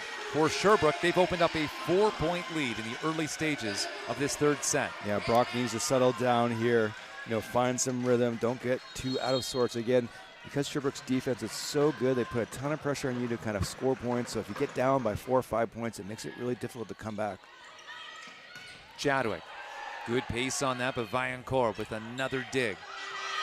And easily tipped over by Telfort, and the Verrior fans standing up with their flags, their pom-poms, their sweatshirts. They're having some fun here with a 5-point lead. Yeah, digging, not just digging these, hard shots, but digging them and putting them in system, in rhythm, in flow, and letting the Sherbrooke offense just go again. 3-point run for Sherbrooke comes to an end with Filion, the setter, serving it into the net. Yeah, and when you're putting a ton of pressure on a team, you don't want to release that pressure for them, right? You got to make them earn their way out of that situation. It's just, as a coach, just the worst thing. It's like, hey, okay, we're going to miss our serves once in a while, but when you go 2, 3, 4 in a row, man, you just got to keep that pressure on your opponent. Liberos will switch places in the backcourt for Brock with Whalen now wearing the contrasting blue jersey. Will she get this dig? No, it's going to go down the line as Telfort hammers that down the line. And once again, a 5-point lead for the champions from Quebec. Yeah, Vaillancourt doing a better job too, just kind of maybe having some different shots in her arsenal, not just kind of trying to hit hard straight ahead. Here we see a little bit of crossbody, a little bit of line seam, tons of pace. Dubreuil. There's Faust, couple of blockers there. And this is going to land in, as right on the line was Entwistle watching, and what do you think she made with that decision there? Well, I mean, it's a tough decision to call, and Trinity, I know what you think, but Faust right now, just before that hitting 0, she's going to have a better match here for the Brock Badgers to kind of be successful. When you're, as an outside hitter, when you're kind of maybe not feeling it offensively, what are some things you're talking about to yourself? I mean, it's definitely focus on how you can put your team in the best situation. A lot of pressure is on you as that outside hitter, and if you're not making those points, how can you make it harder for Sherbrooke to score? Right now they're doing a super good job defensively, as we talked about. It's really frustrating as a hitter when every attack you hit is getting dug. So how can you make it a little bit more difficult on them to get them even just out of system? Well, we do hope that you are enjoying this broadcast. I know Dave sent us a note from Montreal saying he's loving this, so you can once again get in touch with us, usportschampionship@gmail.com, or you can find me on Instagram if that's your thing, timjamesmedia.ca. That is the username. Or if you want to join us tomorrow, we've got a bronze medal match. We've got a gold medal match. Hey, a consolation final as well. Lots of volleyball because the 2026 U Sports Women's Volleyball Championship presented by Booster Juice continues all weekend here in Langley, British Columbia. Tournament packages and single game tickets are on sale now. You can visit usportstickets.ca to order your tickets today. Chase the glory. And I imagine, Ryan, I mean, you're so in tune with what's going on around here. We're going to see some club teams coming out tomorrow to watch either the bronze or the gold. Yeah, I think so for sure. There's a couple local tournaments, but no big major tournaments, so a lot of the local teams are home and able to come on out. Post going to work, able to tag the back line, and through that Brock Badgers timeout, it will be the Badgers scoring first. Listen to Coach Slecki up here. Hey, the new expert from Volleyball BC. Take my job. That's the type of shot you want. You know, it's maybe not the most hard-driven, but it's the placement, right? Nobody's in that back deep corner, so if you can get it there and make them work a little bit harder, you'll find success. Yeah, and the set also has to be off the net for her to have some of those options. I think sometimes the sets have been a little bit tight, you know, and not giving her the opportunity to kind of see or work around the block. Florence Stefanovic now to serve. Going number 12 for the Sherbrooke Vert. Chadwick on the reception. Faust going to work. Too much power. Well, this will be last touch. Yeah, and that's unfortunate, especially after you just got that last kill to kind of come back with that attacking error. You know, again, just a little bit of a miss hit from Faust, and just, you know, she's probably feeling and thinking through some of these emotions. Again, you know, national semifinal, lots of pressure, lots of expectations. Brock, you know, hadn't had a great national championship run, even though they've been in the lots of national championships recently.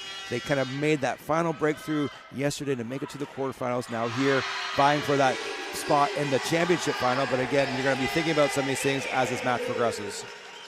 Minier out of the middle, successful. This will bring up Telfor. There's Sherbrooke leading by 6 points. Telfor. Now better Kelly. Good middle run. She goes over closer to the left side as she pulls the trigger. Yeah, I like that middle run from Brock there. Good rhythm, good patience into that 3 gap. And if you kind of do that a few times, you know, hold or at least make them adjust, and then you can reverse it that long set, or you can kind of run that 30 overload. Again, just to set up the chess pieces earlier in this third set.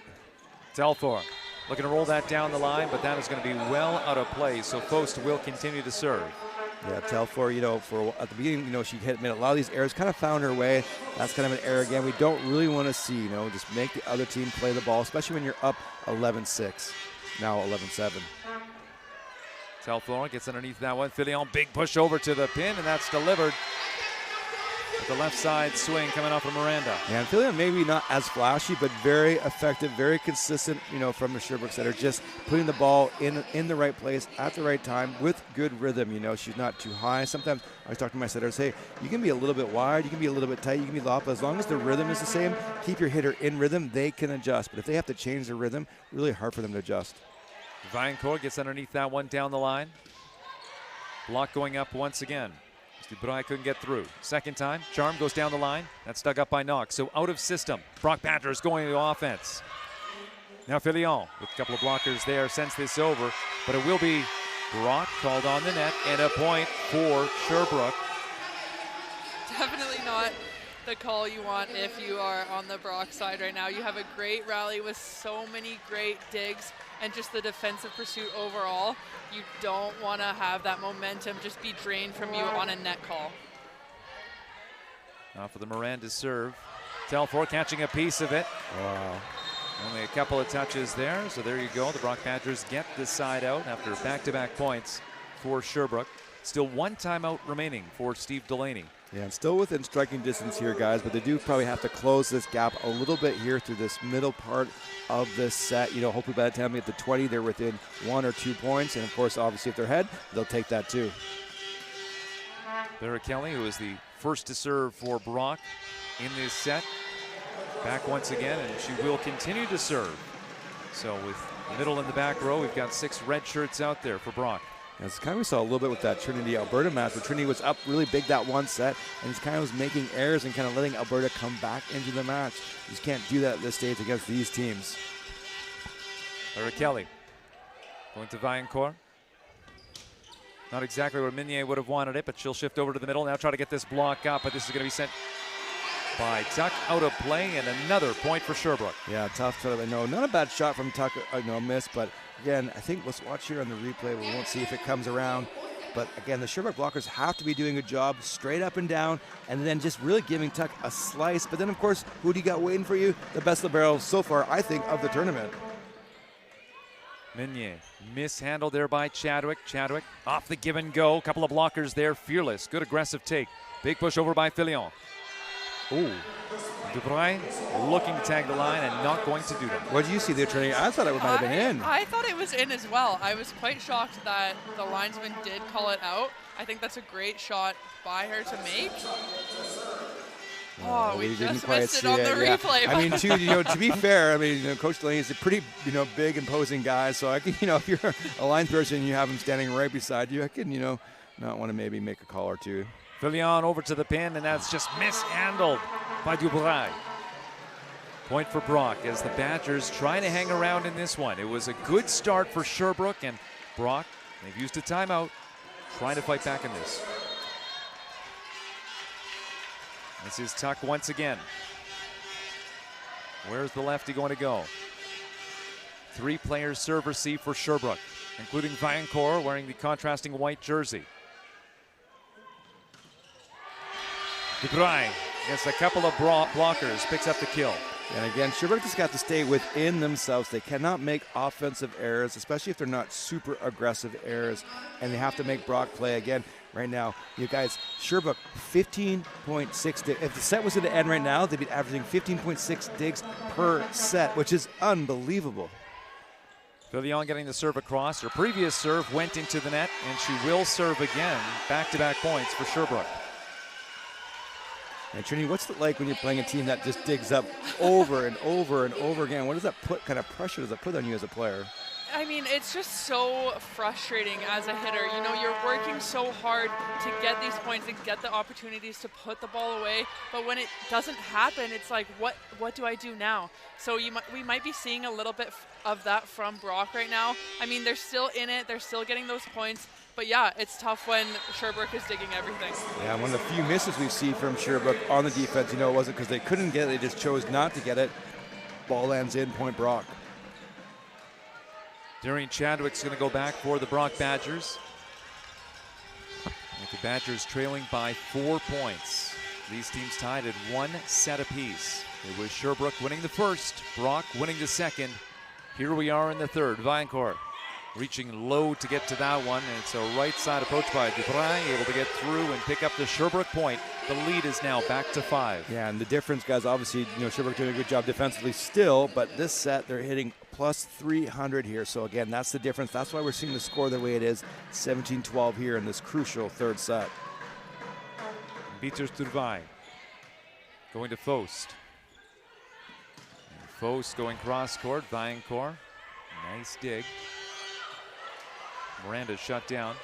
Now Talfor puts some spin on it. Faust was in perfect position at the 3-meter line. Tuck going to work. The lefty shut down. Good reaction though. Able to recycle that ball, and this one's going to go into the net.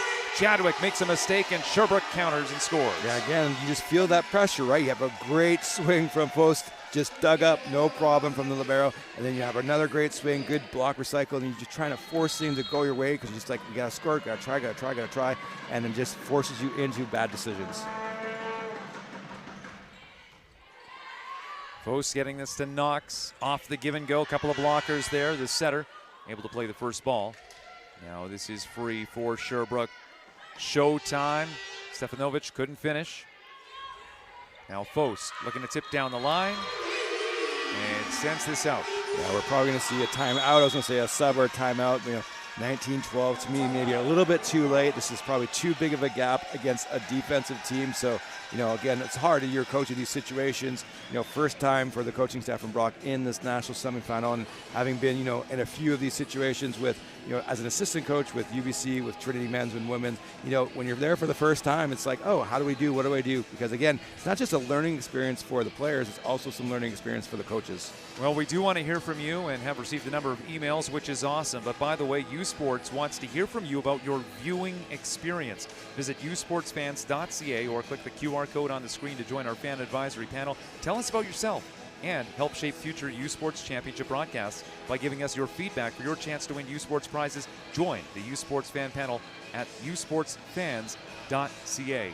And once again, if you want to get in touch with the broadcast team here, usportschampionship@gmail.com. That's one way to do that. And Fiona sending us a note, apparently traveling in Morocco right now. Happy to be able to watch this, her niece's game. That is awesome. So no matter where you are watching from, watching on CBC, that is awesome. I don't know what time it would be in Morocco right now. No idea, but I think that's the first Moroccan. We get lots here. Tim and I do this all year round for the Spartans. We get lots from Germany, from Australia, New Zealand, from down in Mexico. But I think that might be our first Moroccan listener, so thanks for letting us know. Well, thanks if you are watching right now in Montreal or St. Catharines as it's approaching 10 o'clock Pacific, 1 o'clock if you are watching back east.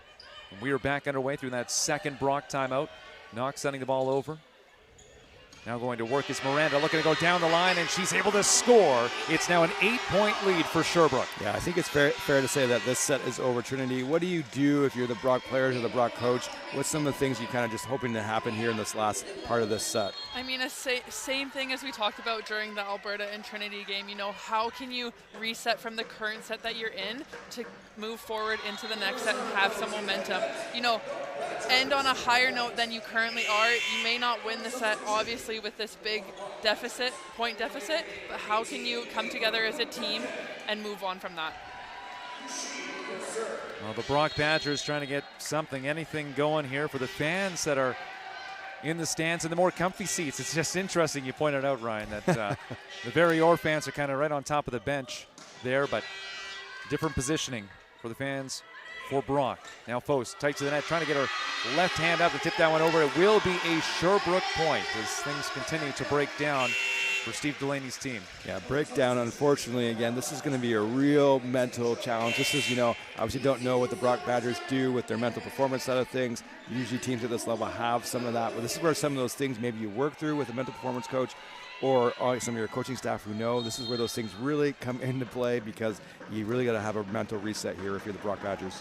Mally Goudreau coming in to serve for Sherbrooke. Gets this down to Fost. And Fost off the give and go. Couple of blockers there. This is going to land just out of play. So good job by Fost to use the block and score for Brock. Yeah, good job too. I thought just kind of, I don't know why I think about this point in time, but I think the lines people have done a really good job tonight. We haven't had too many calls like, ooh, that was a miss, or that. Just sort of doing a great job all around. Of course, it helps when you have four, but good job from the grounds crew. Not the grounds crew, but the lines people. Off of the Knox serve, Filion running the offense, going over to Telfor, right side approach, who launches this one out. And I'm trying to say, you mentioned the lines people, but there was some sort of controversial play. I'm trying to remember that. Was it in or out? That was earlier on. Oh, earlier on, yeah, that's right. But yeah, that's okay. That happens once in a while. But in general, I thought they've done a good job. Would you agree, Trinity? Would you agree? Yeah. Not to call them out, just in the sense that we talked about it earlier on. Back onto the Sherbrooke side now, running the offense. It's an 8-point difference, and this will be a last touch out for Sherbrooke. Now 9 points as the third set going all for the Verrior. Well, it's kind of, confusing a little bit because the Brock coaching staff wearing that all red as well, almost the exact same color as the officials. So it feels like sometimes we have two officials on that side of the court. Telford delivering the ball across on this serve, middle run. Barry Kelly couldn't finish. Miranda takes a swipe at it and puts it into the net. Guys, Sherbrooke's going to be at, close 49 digs, one away from 50 digs and 3 sets. Just mind-blowing, their defensive efficiency right now. Post to serve for the Brock Badgers. Nice dig in the back by Post. There's Chadwick. Tuck will send it over shallow, then push to the corner. Oh, look at that play. Miranda not making an attack, not settling it down, just seeing the wide open court and now putting the Sherbrooke Vert within one. And they actually, guys, they did get 50 already. The stats are a little bit behind. That's going to be 16.6 digs per set. That is just unbelievable. 24, serving 15. Chance to finish off this set. Post diving forward and an ace. Why not? Sherbrooke, nothing but good news here in this third set. Now leading 2-1. If Sherbrooke wins the next one, they are going on to play the other green and gold team in the gold medal match tomorrow. Stay with us. Set number 4 on the way. You are watching U Sports Women's Volleyball, the championship presented by Booster Juice live on CBC.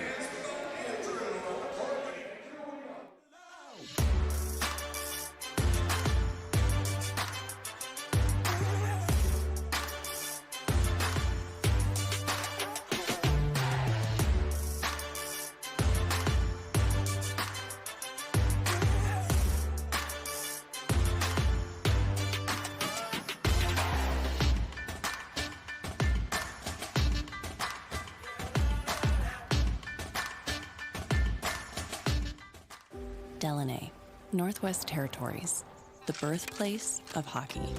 Here, you'll find a community full of history and tradition. A community that Quaker surprised by transforming their arena kitchen into a Quaker breakfast bar. Stocked with our Canadian whole grain oats, it's now a place to gather, to eat, and to celebrate. We're proud to feed the passion for hockey in the place where it all started. Because we believe no matter where you're from, you've got this.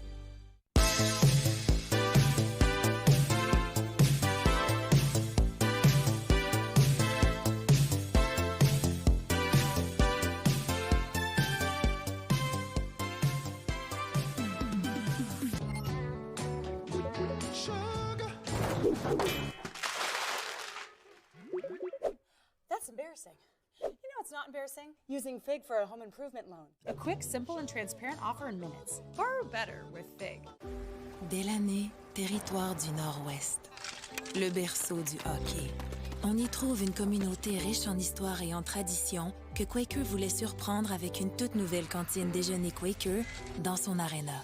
En plus d'offrir notre avoine canadienne à grains entiers, la cantine est maintenant l'endroit pour se rassembler, manger et célébrer. Nous sommes fiers d'alimenter la passion du hockey dans son village d'origine, parce que peu importe d'où tu viens, t'es capable.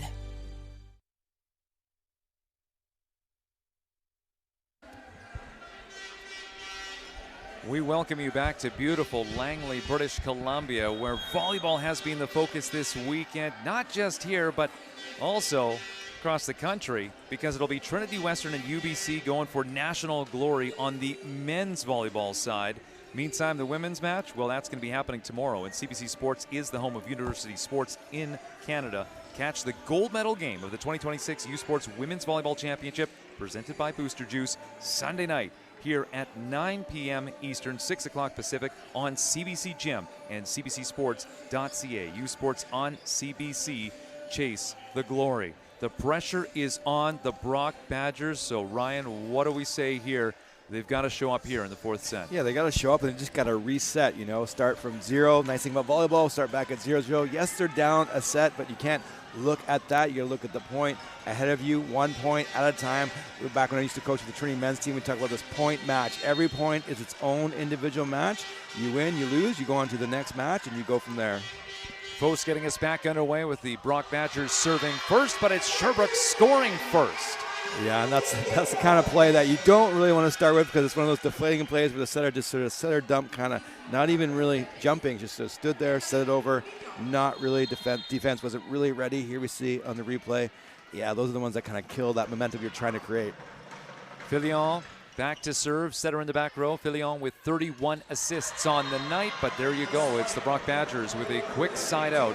And they control the serve once again with Barrett Kelly stepping behind the line. Yeah, quick side out, but also just a little bit of aggressiveness, a little bit of, come on, let's go, girls, through that attitude after that kill. And I like that. You need some of your Brock Badgers athletes to start doing that and bring the rest of your teammates along. Barrett Kelly at 5'11". Off the overpass. Good serve as Knox now able to set up Chadwick, looking to go down the line, but the defense there for Sherbrooke. The defense always seems to be there. They have played great defensively, and Telfair picking up the kill.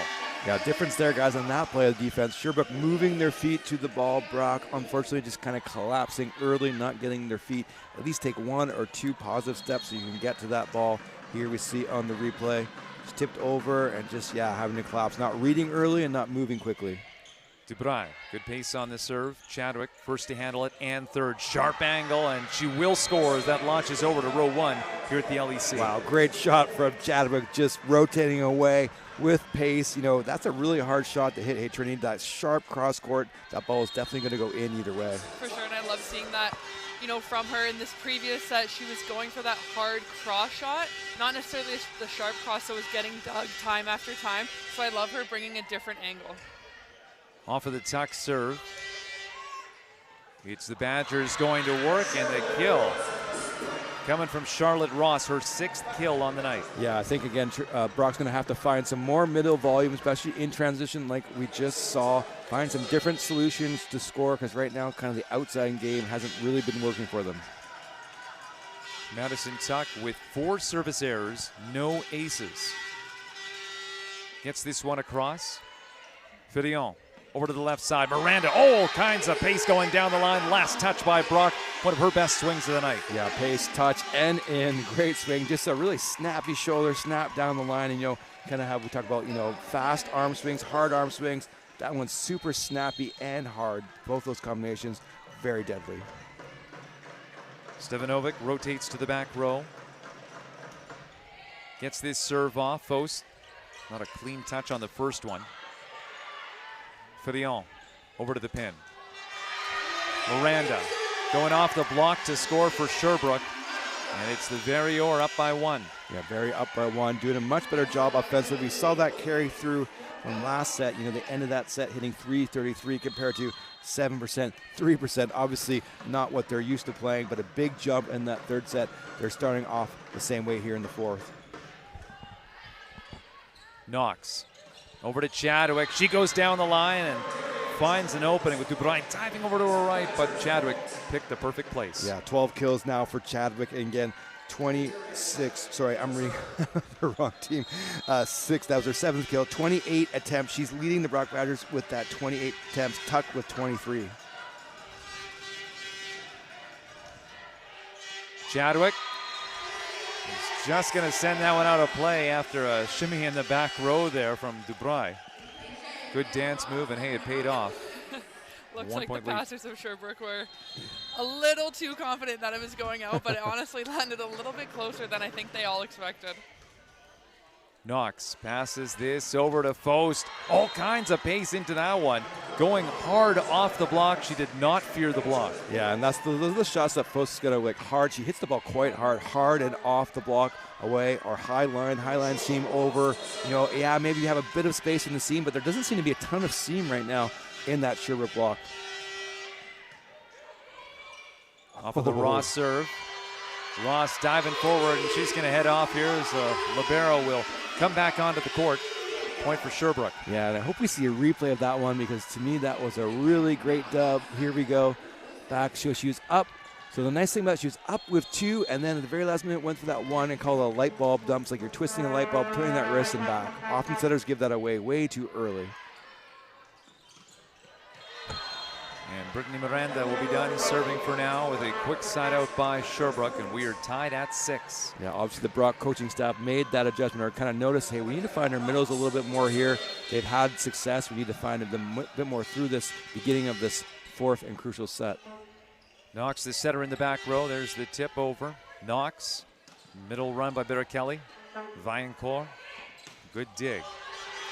And Dubray going off the block, and that lands out of play. Last touch for Brock, and point Sherbrooke. Yeah, what are you seeing right now, Trinity, from both these teams here in this big fourth set? I mean, both these teams have so much more energy and intensity from the previous few sets here. I mean, Brock has come out really strong and offensively bringing so much more than we have seen previously. We talked about their middles being way more involved, which we love to see, but even their outside hitters attacking different angles, and same goes for the Sherbrooke side. The outside hitters are loving that high line and really taking advantage of it. Filion over to the left side, popped up though. Nice defensive play by Chadwick. And then on third contact as well, Filion. Oh, another big ball hit by Dubreuil. Oh. Look at this defense by Brock. We're talking all about Sherbrooke, but the defense here for the Badgers, impressive. But can they win this rally? Stepping around was Stefanovic, couldn't finish. Now Filion sending that over on the 2-ball. But it was handled, and Barrichelli, the middle run, and oh, she is hunched over, catching her breath. What a rally, both teams, impressive, but the defense from Brock. Well, yeah, not the tallest middle in the world. You know, you don't have to be as long as you're quick laterally up and down, but of course, it takes a little bit more effort and energy to get up on these balls. So great job from her by sticking with it, getting it, and then the very end, getting rewarded for her efforts from her sitter, getting the opportunity to get that kill for his team. Emily Faust back to serve for the second time in this set. Nice dig made by Whalen. Telfor out of the pipe. Miranda couldn't finish. There's Tuck. She finds position 6. Good swing from the right side for Madison Tuck. Yeah, good swing from Tuck, and both teams definitely doing a much better job offensively. Brock's going to be hitting 600 after that swing. You know, Sherbrooke 400 as well, so you know, pretty good offensive match so far here in this fourth set. Faust. Telfor running out of the back. That was impressive, and that will stay away from the roof. It's a relatively high roof here at the LEC. Couple of blockers going up, and Brock gets caught. Wow, great dig from the libero in the back row. Digging up everything right now back there, kind of being a difference maker in my opinion so far here in this fourth set.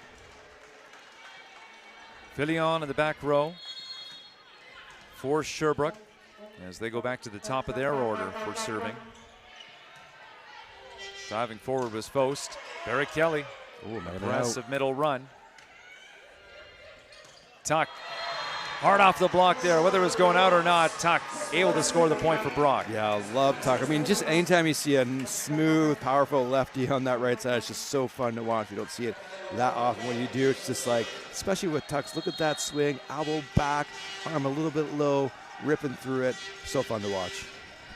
Barrichelli with 6 kills on the night. No aces. Not going to get an ace here.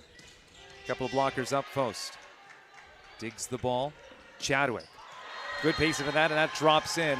Point for Brock. Yeah, Brock having a great defensive set so far, guys. You know, that's one of the things I would have probably talked about. Hey, they're having a good defensive match. Let's match them. Let's match them defensively, and then we'll be in a great place. And so far, Brock's actually doing that. We talked about that early in the game here as well. You know, some big rallies, expecting some big rallies, 2 really big defending teams. We went away from that a little bit as Brock was not as strong on that side of things, but coming into this do or die set for Brock, it's nice to see a lot more intensity and defensive pursuit.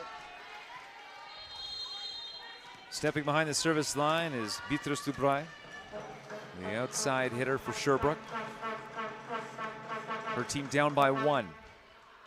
Going down the line, mishandle on the serve, going across by Ross. Now Filion. Over to Miranda, launches this out on the near side. Point for Brock and a side out. Yeah, you'll be super happy for the Brock coaching staff. Just the right energy, the right mentality from your team. You know, doing a great job. Obviously, just getting absolutely destroyed in that third set and do that in a national semifinal. But then to come back with this sort of effort, this level of execution, great job by the Brock coaching staff and, of course, the players. Madison Tuck with 4 service errors, gets this one in. Telfor able to recycle the ball after being shut down on the right side approach. Now it's a left side swing, and Miranda scores for Sherbrooke. Yeah, I don't think that, I'm not sure what Coach Delaney was talking about there. Yeah, he said finally he talked to those players like, oh, do you touch it? Yep, and he gave a thumbs up. So I appreciate that when coaches do that, when they get on the officials a little bit, they realize that they were wrong and they say, hey, good job, my fault, nice job, thumbs up.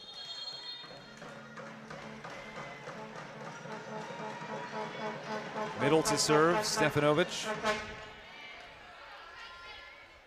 Chadwick, not a great first touch. Let's see what you can do on the third. Trying to roll that one over.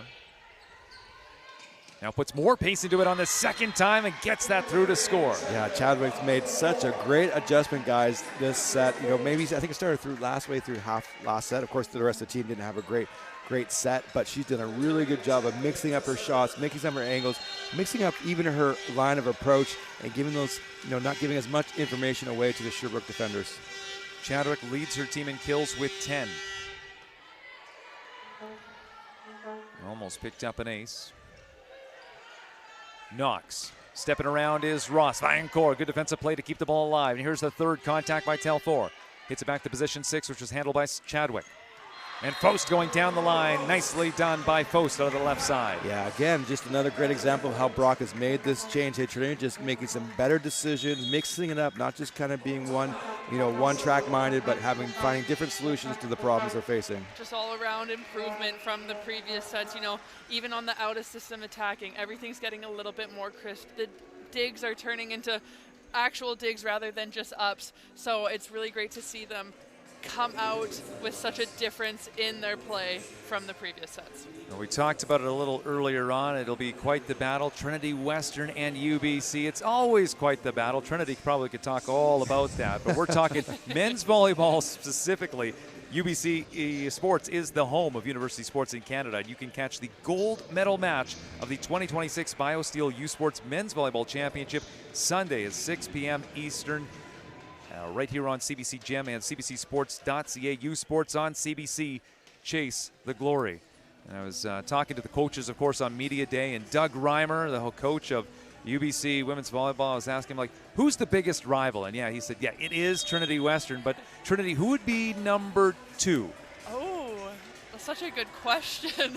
I think definitely in the past few years, there was such a great rivalry between UBC and Alberta. They've had such a strong team, and with UBC also being one of those top teams, you always want to play the top team in your conference, and UBC has missed out on that opportunity. They actually haven't matched up quite as much as they would like to, so I think meeting in crucial points of the season is always tough to do. And here we are at Nationals. UBC Thunderbirds playing in the consolation final tomorrow. Tal Thor scoring because she wants Sherbrooke to be playing in the gold medal match tomorrow.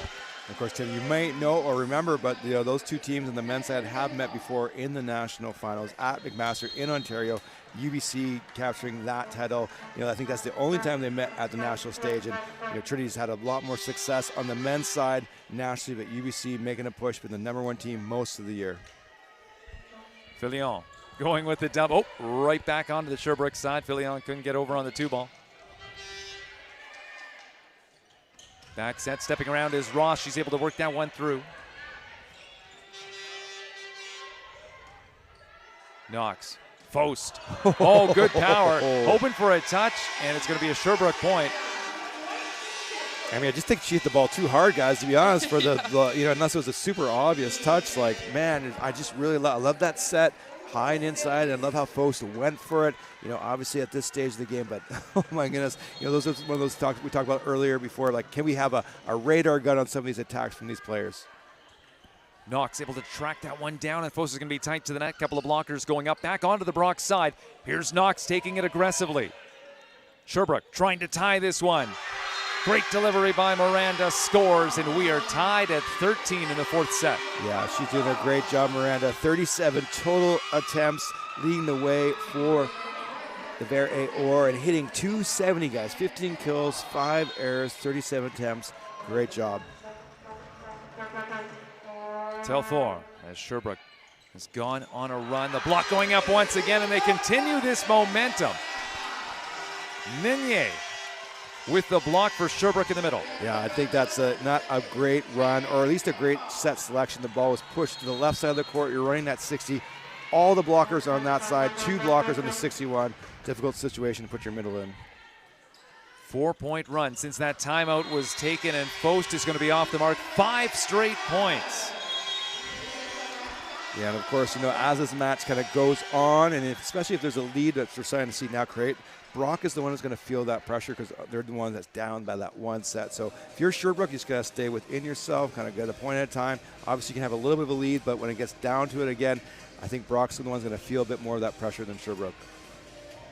Fans, U Sports wants to hear from you about your viewing experience. You can visit usportsfans.ca to join our fan advisory panel. Tell us about yourself.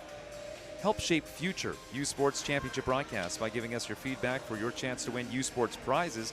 Join the U Sports fan panel at usportsfans.ca.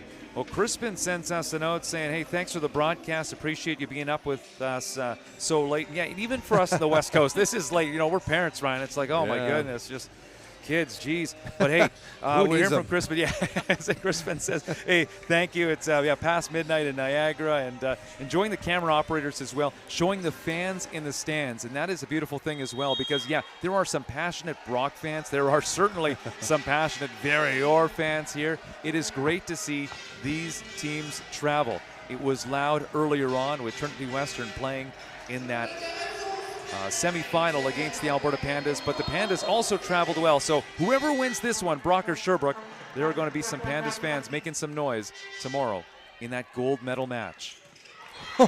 There's Ross. Beautiful connection. There we go. 5-point run comes to an end. Nicely done by Brock. Well, much better set selection, set choice, and decision from the Brock Badgers there. And again, she needs to get more volume here. She's going to hit before that hitting 455. I just didn't like the one choice before, but I think she needs more volume in general. Avery Duncan coming in. And it's all for nothing as she goes into the net. Yeah, really went for that serve, guys. Kind of like I missed the beginning of that toss, but just kind of really ripping into it. Didn't seem like maybe like the best decision based off of the toss that I saw.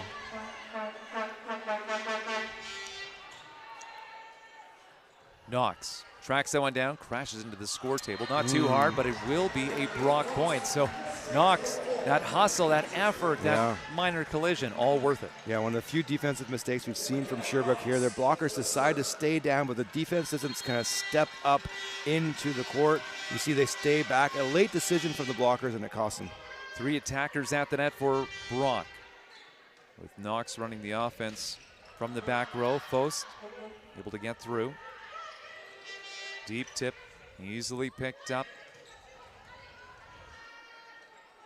Fidio. Nice block by Brock. Telfor able to get through. 2 blockers there, including Barrichelli, but Telfor with the last laugh. Yeah, Telfor's going to take that, not having the best night offensively. That's going to take her up maybe to 10, 12% offensively. Her 9th kill, 6 errors out of 22 total attempts. But again, all that is irrelevant. What you need to do is just be successful here in this last stretch of this 4th set. And who cares how the rest of the set went before. Substitution for the Verrior with Nelly Goudreau coming in once again. We've seen her as a service substitution for the Verrior. Noise picking up from the Brock fans. Knox, middle run by Barrichelli. There's the tip, and that one is going to stay on the Sherbrooke side. Dubreuil not getting what she wanted on that. And that will be it for now for Goudreau. Yeah, those are, again, guys, we've seen that a little bit from Sherbrooke. Those are the errors you can't not do. You're not going to score. It's not like a green light or even a yellow light situation. You show the tip pretty early. That ball has to be in play. Faust, who started off this set serving, gets this ball across. Telfor on the reception. Dubreuil, an impressive swing. Knox going over to Chad, a couple of blockers there. Nice defensive play by Faust to keep the ball alive with her left hand. And this is sent over. The kill. That's coming from Madison Tuck. I was just looking at it. Yeah, her 10th kill of the night. Wow, Waylon, what another great dig. Just stepping in there. She's made several of those here this first set. You know what? Brock, guys, is catching up on those defensive stats.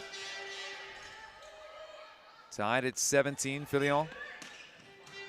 Miranda couldn't finish as Faust was there with an easy dig, and that's Barrichelli picking up the kill for the Brock Badgers. They are up by 1. Yeah, here we go, 18-17. This is kind of where we want to be at these matches at this time of the year. Back and forth, back and forth. First team to flinch. Here we go.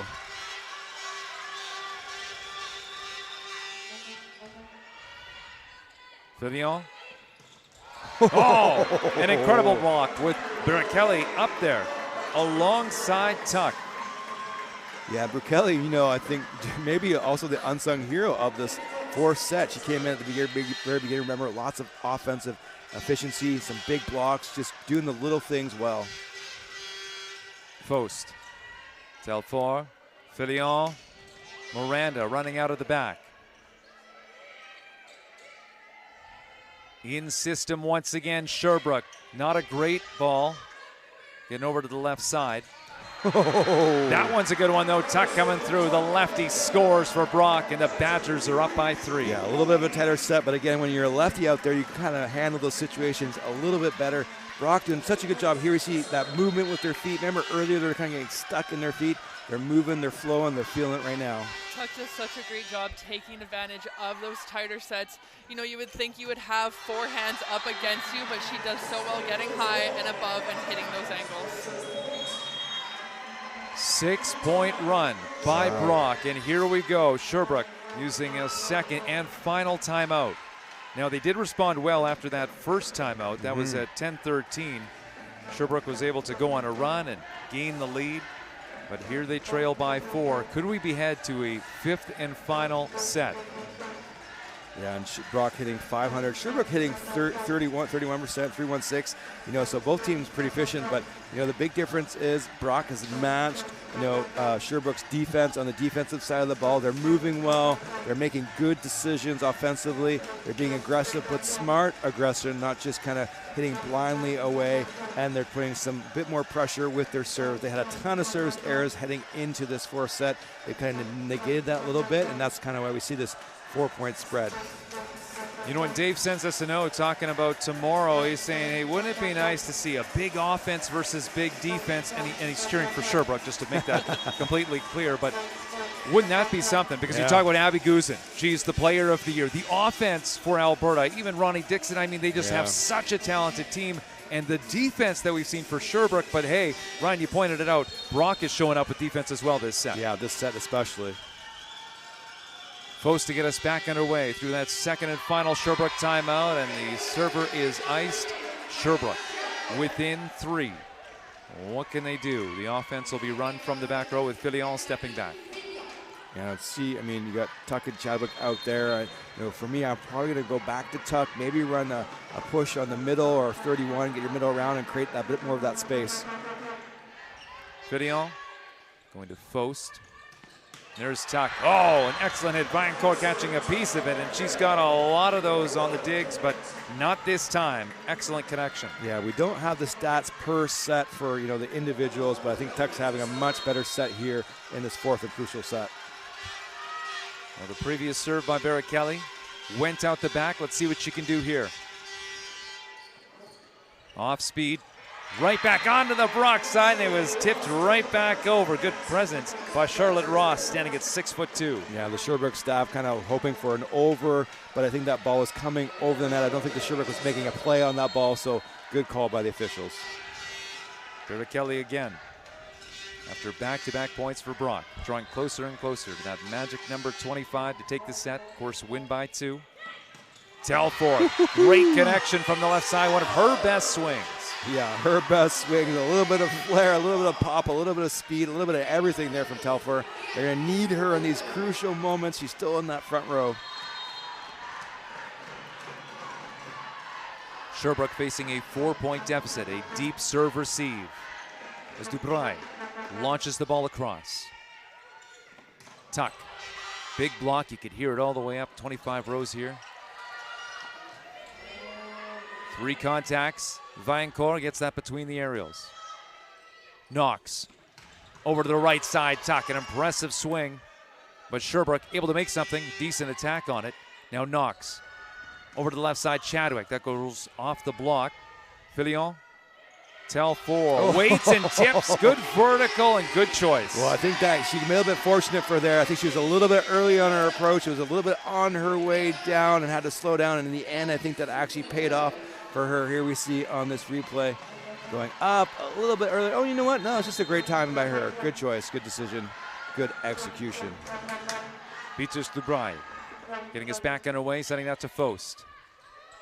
Chadwick, 2 blockers there, no problem. Able to send that off the block, and it comes back toward us.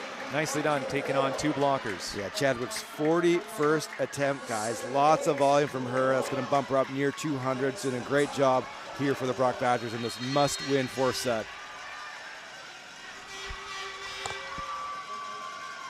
24, serving 20. Madison Tuck. Fillon. Miranda going down the line. Oh. 3 contacts, but not good enough to get it over the net. So Sherbrooke staying alive. Well, that's the kind of defensive effort that Brock's going to need. They were so close to getting that ball up and back. They've done such a good job here in this 4th set. You know, regardless whether this goes on or not, they're going to need to do that here to close out this match and also to carry on in the 5th if it goes there. Dora Vaillancourt coming in. Another must-win point for Sherbrooke. Knox, big push over to Chadwick. Chadwick able to get that down. Scramble on the Sherbrooke side.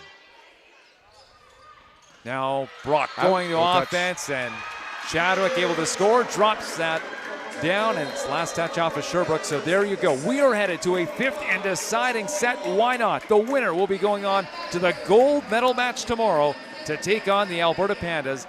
This set taken by the Brock Badgers. Stay with us. You are watching U Sports Women's Volleyball, the championship presented by Booster Juice on CBC.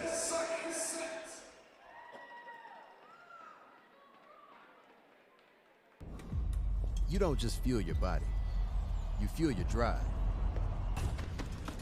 We're not here to preach hustle. We're here for the ones who show up. You know who you are. The moms who make mornings feel like magic. The runners lacing up before the scroll. The dreamers writing it down before it's real. And we're here for you. Real fruit, real fuel. Booster Juice. Fuel for what's next.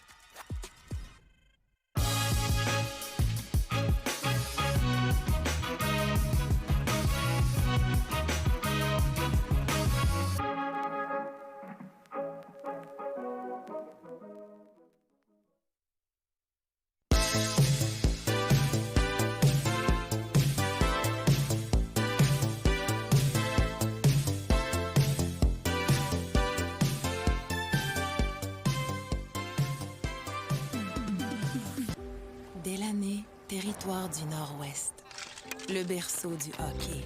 On y trouve une communauté riche en histoire et en tradition que Quaker voulait surprendre avec une toute nouvelle cantine déjeuner Quaker dans son aréna. En plus d'offrir notre avoine canadienne à grains entiers, la cantine est maintenant l'endroit pour se rassembler, manger et célébrer. Nous sommes fiers d'alimenter la passion du hockey dans son village d'origine, parce que peu importe d'où tu viens, t'es capable. Le sport en direct sur icitout.tv. 100% énergie. 100% gratuit.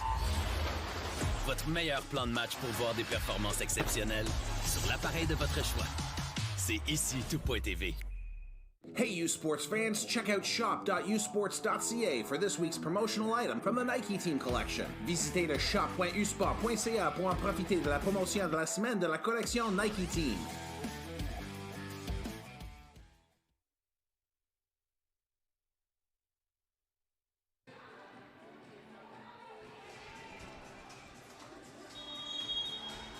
Welcome back to Langley, British Columbia, the host of the 2026 U Sports Women's Volleyball Championship. And by the way, CBC Sports is the home of University Sports in Canada, and you can catch the gold medal match of the 2026 U Sports Women's Volleyball Championship tomorrow. It's presented by Booster Juice. It's at 9 o'clock Eastern Time, 6 o'clock Pacific on CBC Gem and cbcsports.ca. U Sports on CBC. Chase the glory. So here we go, set number 5, probably a different vibe than the set number 5 Trinity was calling earlier today in the consolation bracket, but here we go, the winner going on to the gold. Ryan, what do you have to say about this? Well, great match. Good job by Brock responding. You know, it's going to be the team that, you know, everybody's going to bend once in a while, but it's a team that's not going to break, that's going to win this match. First to 15, that's the magic number, and Sherbrooke scores the first point. But remember, in that quarterfinal, Sherbrooke was down against Thompson Rivers and had to come back in that 5th set. Yeah, down 8-2 in the 5th and came back to win to find themselves here in the semifinals. Faust. Here's Tuck. She is rejected. 3 contacts, though, made by Brock to stay alive on this rally. No digging up that one, though. Dubras is going to send that one out. Point for Brock. Yeah, right call from the down official or the lines person there. You know, it was close for a second. He looked like he was going to call it in, then made the right decision calling it out.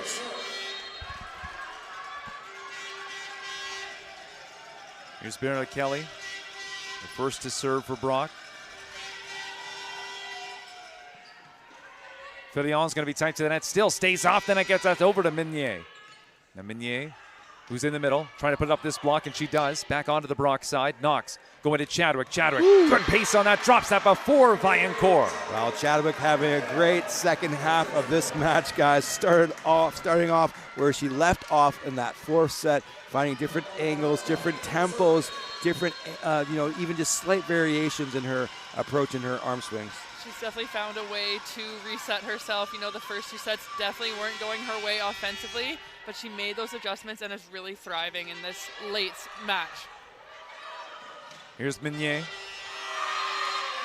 She gets the better of the middle on the other side. Ross, point for Sherbrooke. We are tied at 2. Yeah, Meunier hasn't had the best night, guys. Last night being the player of the match. Tonight only hitting 7%. Haven't seen a ton of blocks from her either, so she's going to need to have a big set here for the Sherbrooke. Vaillancourt steps off. 6 green shirts out there for the Verrior. Knox with his set. Over to Chadwick. Couple of blockers there, and they shut down Chadwick's left side approach. It is Sherbrooke up by 1. Yeah, that's what you got to expect here, right? Back and forth. Can't let it get rattled. Don't get too far ahead. Next point. Reset. Everybody's going to make plays, right? Now it's your turn to make a play, though. The Brock bench doing jumping jacks, trying to energize their team. Trailing by 1. The pass from Chadwick. There's Tuck. Nice delivery coming in from the right side to score. Tied at 3. Holy Tuck, what a sweet swing there. Big, high extension. There must have been, guys, we're kind of on the net, so sometimes we don't see what seams are happening here, but there must have been a seam in that block. She hit that ball so hard, so steep. Madison Tuck, 4 service errors, no aces. Fillion. Dubray, good swing back once again. And testing the defense there of Whalen, the libero. She's going to go back to Whalen. Whalen once again. This one, a dumped over. Whalen there once again. What a rally for Whalen, and that's a touch. Yeah, Brock's going to score. Man, Whalen, unbelievable, guys. I know, with that whole TSN turning point. Well, she's the TSN turning player. I know we're on CBC here, but what a great defensive effort. She has changed the game on the defensive side. It's amazing that one player can do that. She's doing that for the Brock Badgers. Whalen in the backcourt wearing that contrasting blue jersey for the Badgers. Now Fillion stays off the net. Telfort coming down the line. Once again, Whalen able to get that ball. The big block, Sherbrooke. Tough to get around with Petrus Dubray and Florence Stefanovic.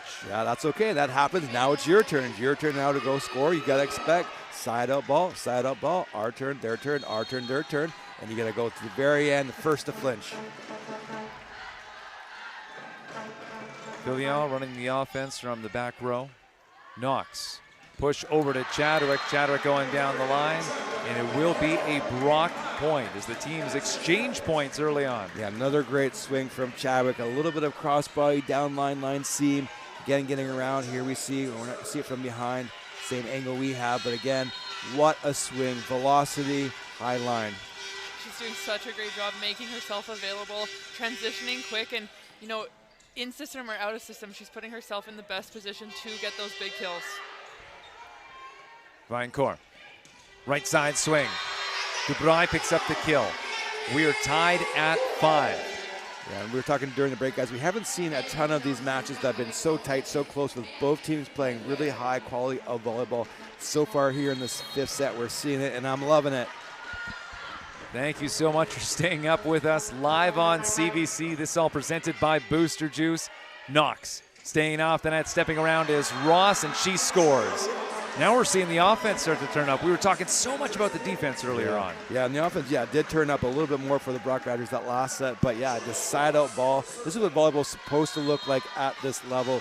It's great to see. Ross. Vaillancourt, the first to make contact as that serve came across. Now Telfort sending that down the line, taking on the middle who had just served, and Ross now will step off with Entwistle returning to the floor. Yeah, this is almost turned into the opposite. We saw so much defense. This is almost like men's volleyball. Bump, set, kill, bump, set, kill, bump, set, kill. These teams are just in the zone right now. See who can make a defensive play. Stevanovic serving for the Verrier. Chadwick. Now Faust. That's going to go off the block and out. Point for Brock. Both these teams doing a great job. And again, it starts from, on the serve, receive. Always the old story never changes. The serve and pass game is going to win it. Both teams doing a good job on both of these right now. Setter to the back row for Brock. Off of the Knox serve. Miranda tried to make an attack on it. Now Knox. That's going to be tucked. This will be a Sherbrooke point. Is that sent out? No touch. Yeah, tough one. I don't know if we'll see it in the replay. I don't think we have slow-mo, but again, that ball was so tight. Tuck was she had to adjust her hand, flatten her hand out. When you have to do that, you kind of put yourself in a situation where maybe it gets called, maybe it doesn't.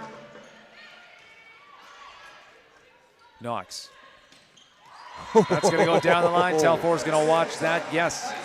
Point for Brock. The team's continuing to exchange points in this must-win fifth set. What a great shot from Tuck. Again, the lefty on the left side. Not an easy thing to do to go down that line with accuracy and pace. Wow, great shot. It's a great reset by her, not having the original call go her way on the right side attack, but that reset. And I love to see it from both sides. They're both all staying so aggressive. It's really easy as a team when you're this tight in a match, fifth set of a national semifinal, to kind of get laid back, get tentative, not bring these aggressive shots, but we're not seeing that from both sides. The winner will be playing the Alberta Pandas tomorrow in the gold medal match. We are soon to find out, likely a few minutes away, who's going to advance, Sherbrooke or Brock. Filion, big push. Oh, the block.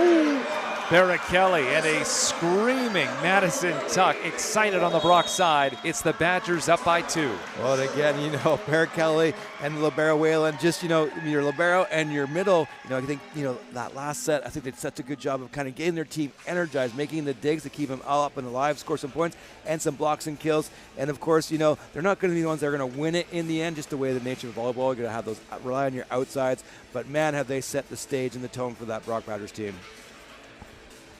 Well, CBC Sports is the home of University sports in Canada, and you can catch the gold medal match of the 2026 BioSteel U Sports Men's Volleyball Championship Sunday at 6 p.m. Eastern Time, right here on CBC Gem and CBCSports.ca. U Sports on CBC.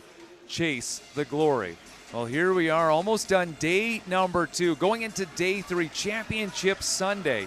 Again, this has been a date that I've had circled in my calendar for a long time, knowing that, Ryan, you and me would be broadcasting, Trinity joining the team. We're having some fun here, and it's all coming to an end tomorrow. Again, Trinity, I look at it and say, as a broadcaster, I'm feeling pretty exhausted right now. I'm kind of running on adrenaline here, but what is it like for athletes going through this? I mean, I guess it's just kind of not watching all the other matches. I imagine the Pandas, they're probably watching right now in the hotel room.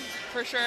Or are they going to bed? I would suspect that the coaches are watching the game, getting some video footage about what they're going to be seeing tomorrow, because both teams have been such a strong presence tonight that you just got to be involved. You got to expect what's coming at you tomorrow. Well, if that's the case, hello to Carolyn O'Dwyer and hello to Lori Eisler, and thank you for joining us live on CBC.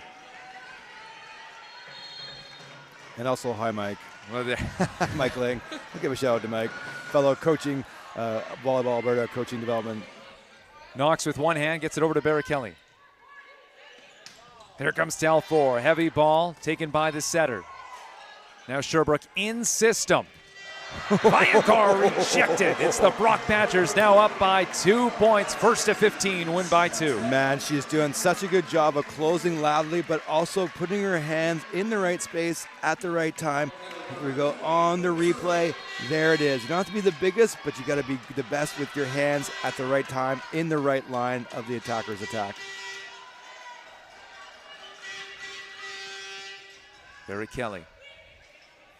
Viancourt taking the second ball. It's a broken down play and a free ball for the Brock Badgers.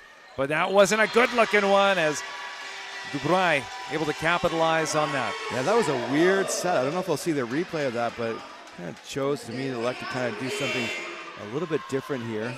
Seeing the replay. Yeah, she kind of did I don't know what the term is for that. You kind of turn your hand around. And you see that sometimes, but usually I think that ball's a little bit tighter to the net where you see that. I felt she could have probably still had both her hands in the kind of normal same position and maybe chest to the net and rotate around. Malie Goudreau, we've seen her in limited action as a service sub. No aces, no service errors. The pressure is on now. Her team trailing by 1. Gold medal match on the line. Chadwick, nice delivery, cross court, and that drops right near Goudreau, who will now sub off. And of course, the libero from the Sherbrooke wasn't on the court to swallow up that hit. Good job by Chadwick finding that middle on defense and also finding the seam in between those two defenders.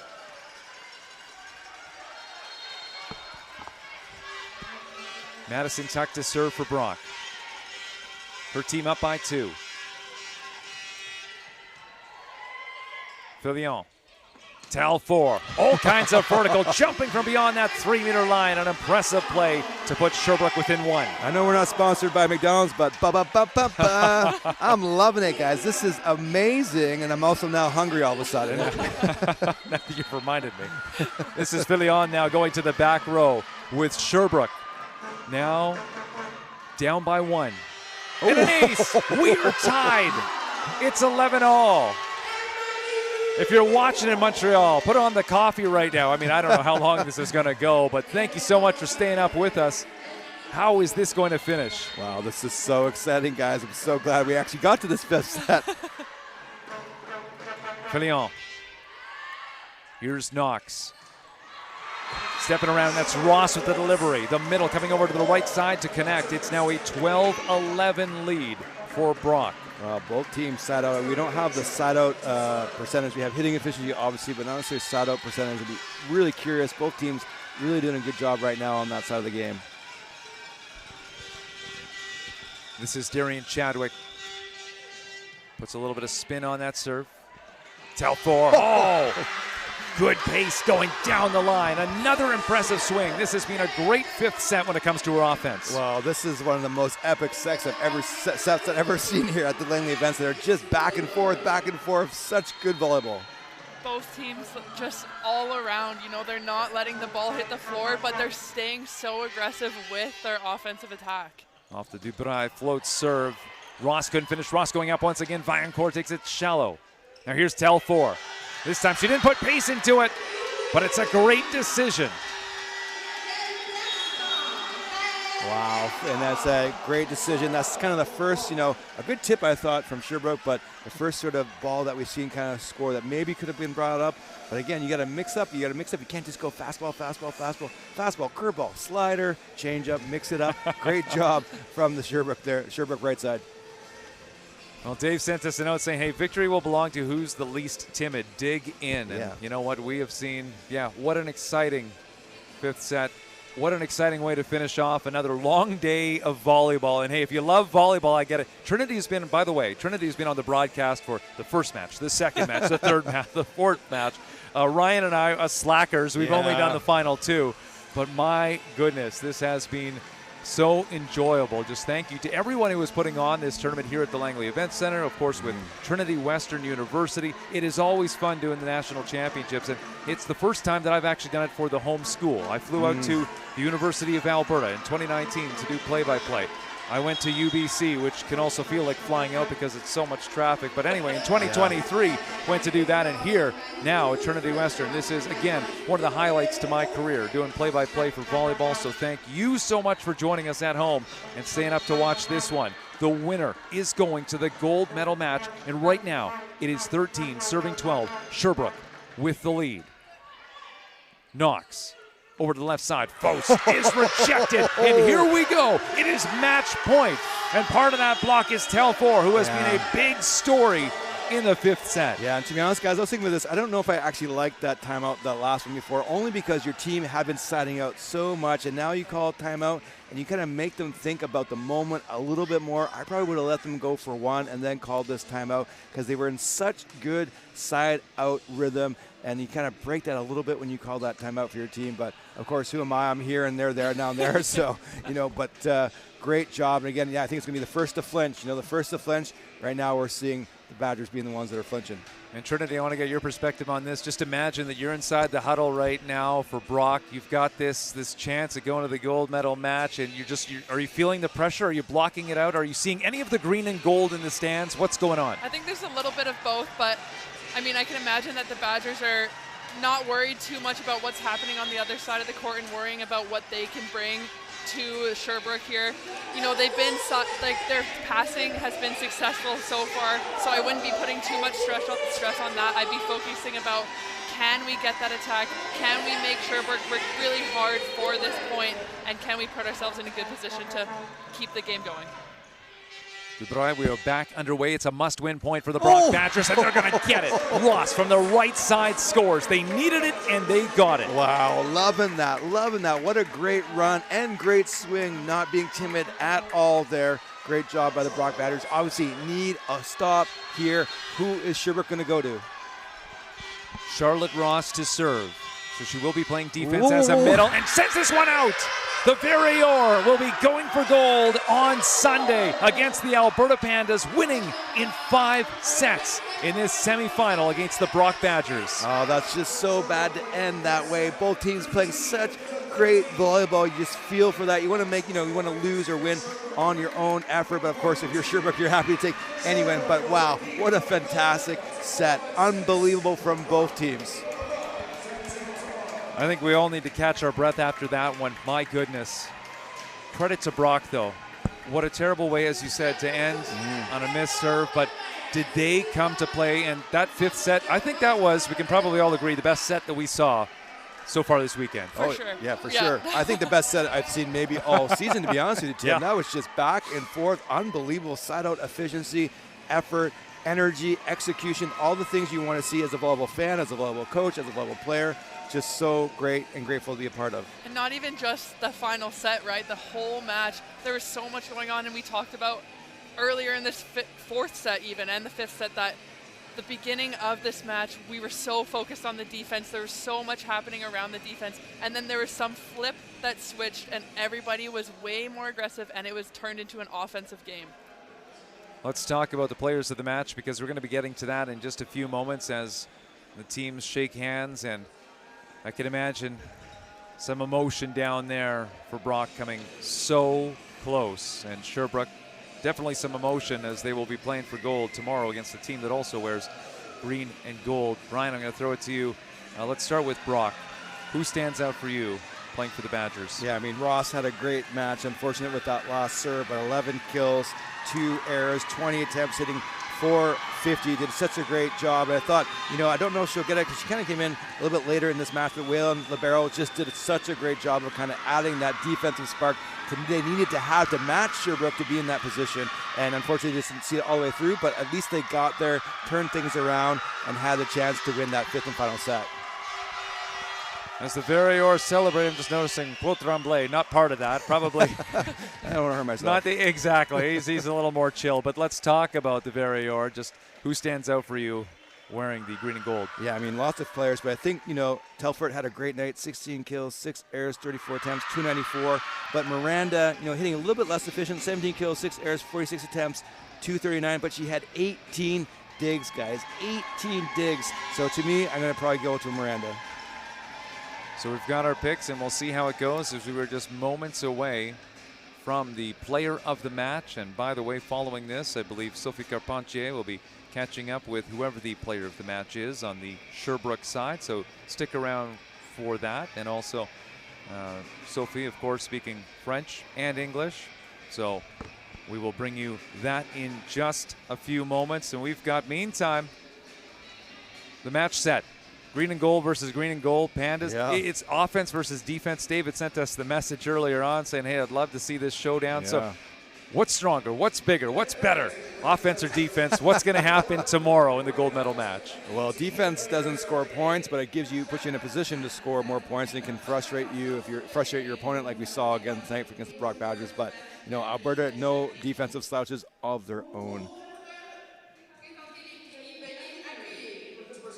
Meantime, we should add that, yes, Brock will be playing tomorrow. So if you were a fan of the Badgers, please do join us for that, because that should be a special one too. It's against the host team, the Trinity Western Spartans. The Brock Badgers, Trinity Western Spartans going head-to-head for a bronze. And the Spartans, they have been waiting all year for this. They have been getting ready for more than a year, getting hyped up for this one. Can they at least walk away with a medal, or will the Brock Badgers get it? Meantime, it is Madison Tuck who is honored as the player of the match for the Brock Badgers. Tuck in her 4th season. Obviously emotional at this time, with Brock coming so close in the 5th set.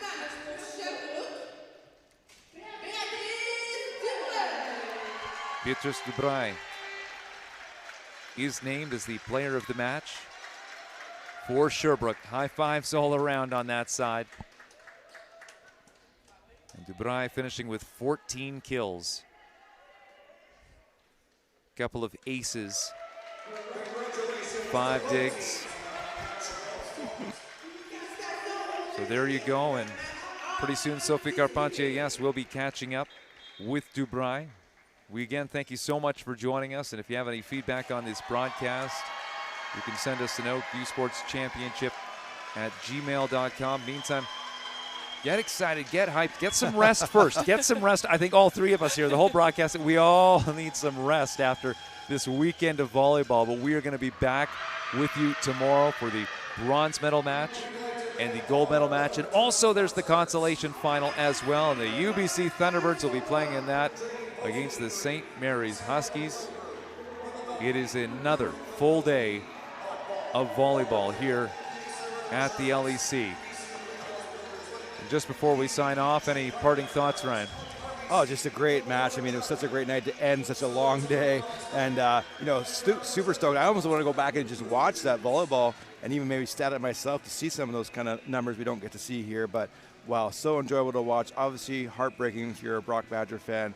You know, but they, you know, they've still made history going through their first quarterfinal, getting into this match, and they have an opportunity to get their first medal. So, you know, hey, there's still a lot on the table. You know, obviously you can be sad about that tonight, but tomorrow, a new day, a new opportunity, and I think they'll do a good job and take advantage of that against the hometown Spartans.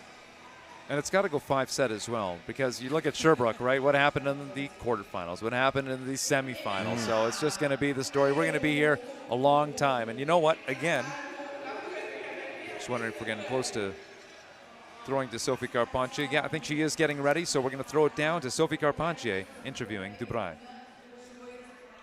Performance incroyable. Et là, avec votre retour au championnat canadien, vous avez créé une finale vert et or, un peu green and gold avec les Pandas. So congratulations, Beatrice, on the amazing performance you've created now with your return to the championship. A double green and gold final with the Pandas. Comment te sens-tu après cette victoire?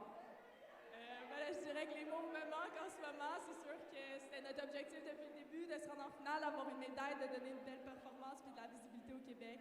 C'est sûr que ce match-là était des up and down de momentum, mais ça a l'air que c'est notre thème pour ce championnat-là. So she feels speechless at the moment, but she feels like this team was always meant to be in the final, and their momentum carried them through today, and it seems like that's the theme of the tournament. So what now? What can we expect from this team as you've seen the Pandas play? On s'attend à quoi maintenant avec votre performance? Tu as frappé beaucoup de balles, deux grosses joutes les 2 dernières soirées. On s'attend à quoi pour demain avec les Pandas et le Vert et Or? Ben, je pense qu'on va pas se mentir, tout le monde sait, les Pandas c'est une très bonne équipe, on les respecte beaucoup, mais on mérite notre place en finale, puis là ça va être d'aller avec la récupération pour ce soir, puis de se faire un bon plan de match, puis de se présenter au meilleur de nos capacités, parce que rendu en finale, tout peut arriver, puis ça on le croit vraiment. Recovery, game plan, and they know the Pandas, they know what they're in for tomorrow, but they've earned their place here. Merci, félicitations, bonne chance à la finale demain. Thank you and congratulations. So there you go once again, Sophie Carpentier speaking to Beatrice Dubray, who was named as the player of the match for the Vert or. Just to set you up for tomorrow, please do join us because CBC Sports will be carrying all of the matches coming up for you at 12 o'clock Pacific, 3 o'clock Eastern Time. St. Mary's versus UBC. Then the bronze medal match has the Trinity Western Spartans, the home team, taking on the Brock Badgers, who came oh so close just a few moments ago. That's at 2 o'clock Pacific, 5 o'clock Eastern Time. And finally, the gold medal match. Maybe just in one sentence, what can you say about this gold medal match that now has the Alberta Pandas taking on the Sherbrooke Vert? Well, let's go green, I guess. It's going to be an exciting match. And you know what? I'm excited to see how, Sherbrooke kind of just the defensive, versus that offensive juggernaut. Alberta can bring the heat. And I'm excited to see how Sherbrooke digs that up and that back and forth and see who comes out on top. And Trinity, what are you looking forward to in the gold medal match? I honestly just have to reiterate everything that's been said. I know that we talked about it's going to be an offense versus defense type of game, but in this previous match, we saw that Sherbrooke can be offensive, and I think that's going to cause some problems on the University of Alberta side of things, especially their defensive skills. They are digging everything up, and they're putting in that defensive pursuit and that effort, and I think it'll be quite frustrating if you're on the Panda side. And on the same side, you've got a big block coming up against you, and how can you find ways to score points? Can't wait to see what happens. Please do join us 6 o'clock Pacific, 9 o'clock Eastern Time. It is Alberta taking on Sherbrooke, the gold medal match of the 2026 U Sports Women's Volleyball Championship. Thank you so much for joining us. For our entire U Sports crew on CBC in Langley, and for Ryan Adams doing the color commentary and Trinity Selecki, my name is Tim James. The final score once again, Sherbrooke taking it in 5 sets over the Brock Badgers. Thank you for joining us, and good night from the LEC.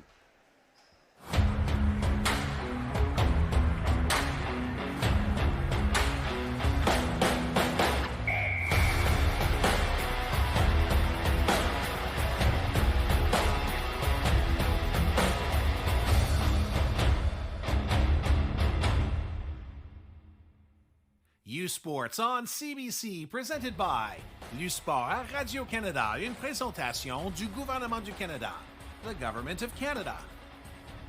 Nike, Fox 40, Veraburn Medical Supply, Les Bagues Baron Rings, BioSteel, APAR, and by Booster Juice.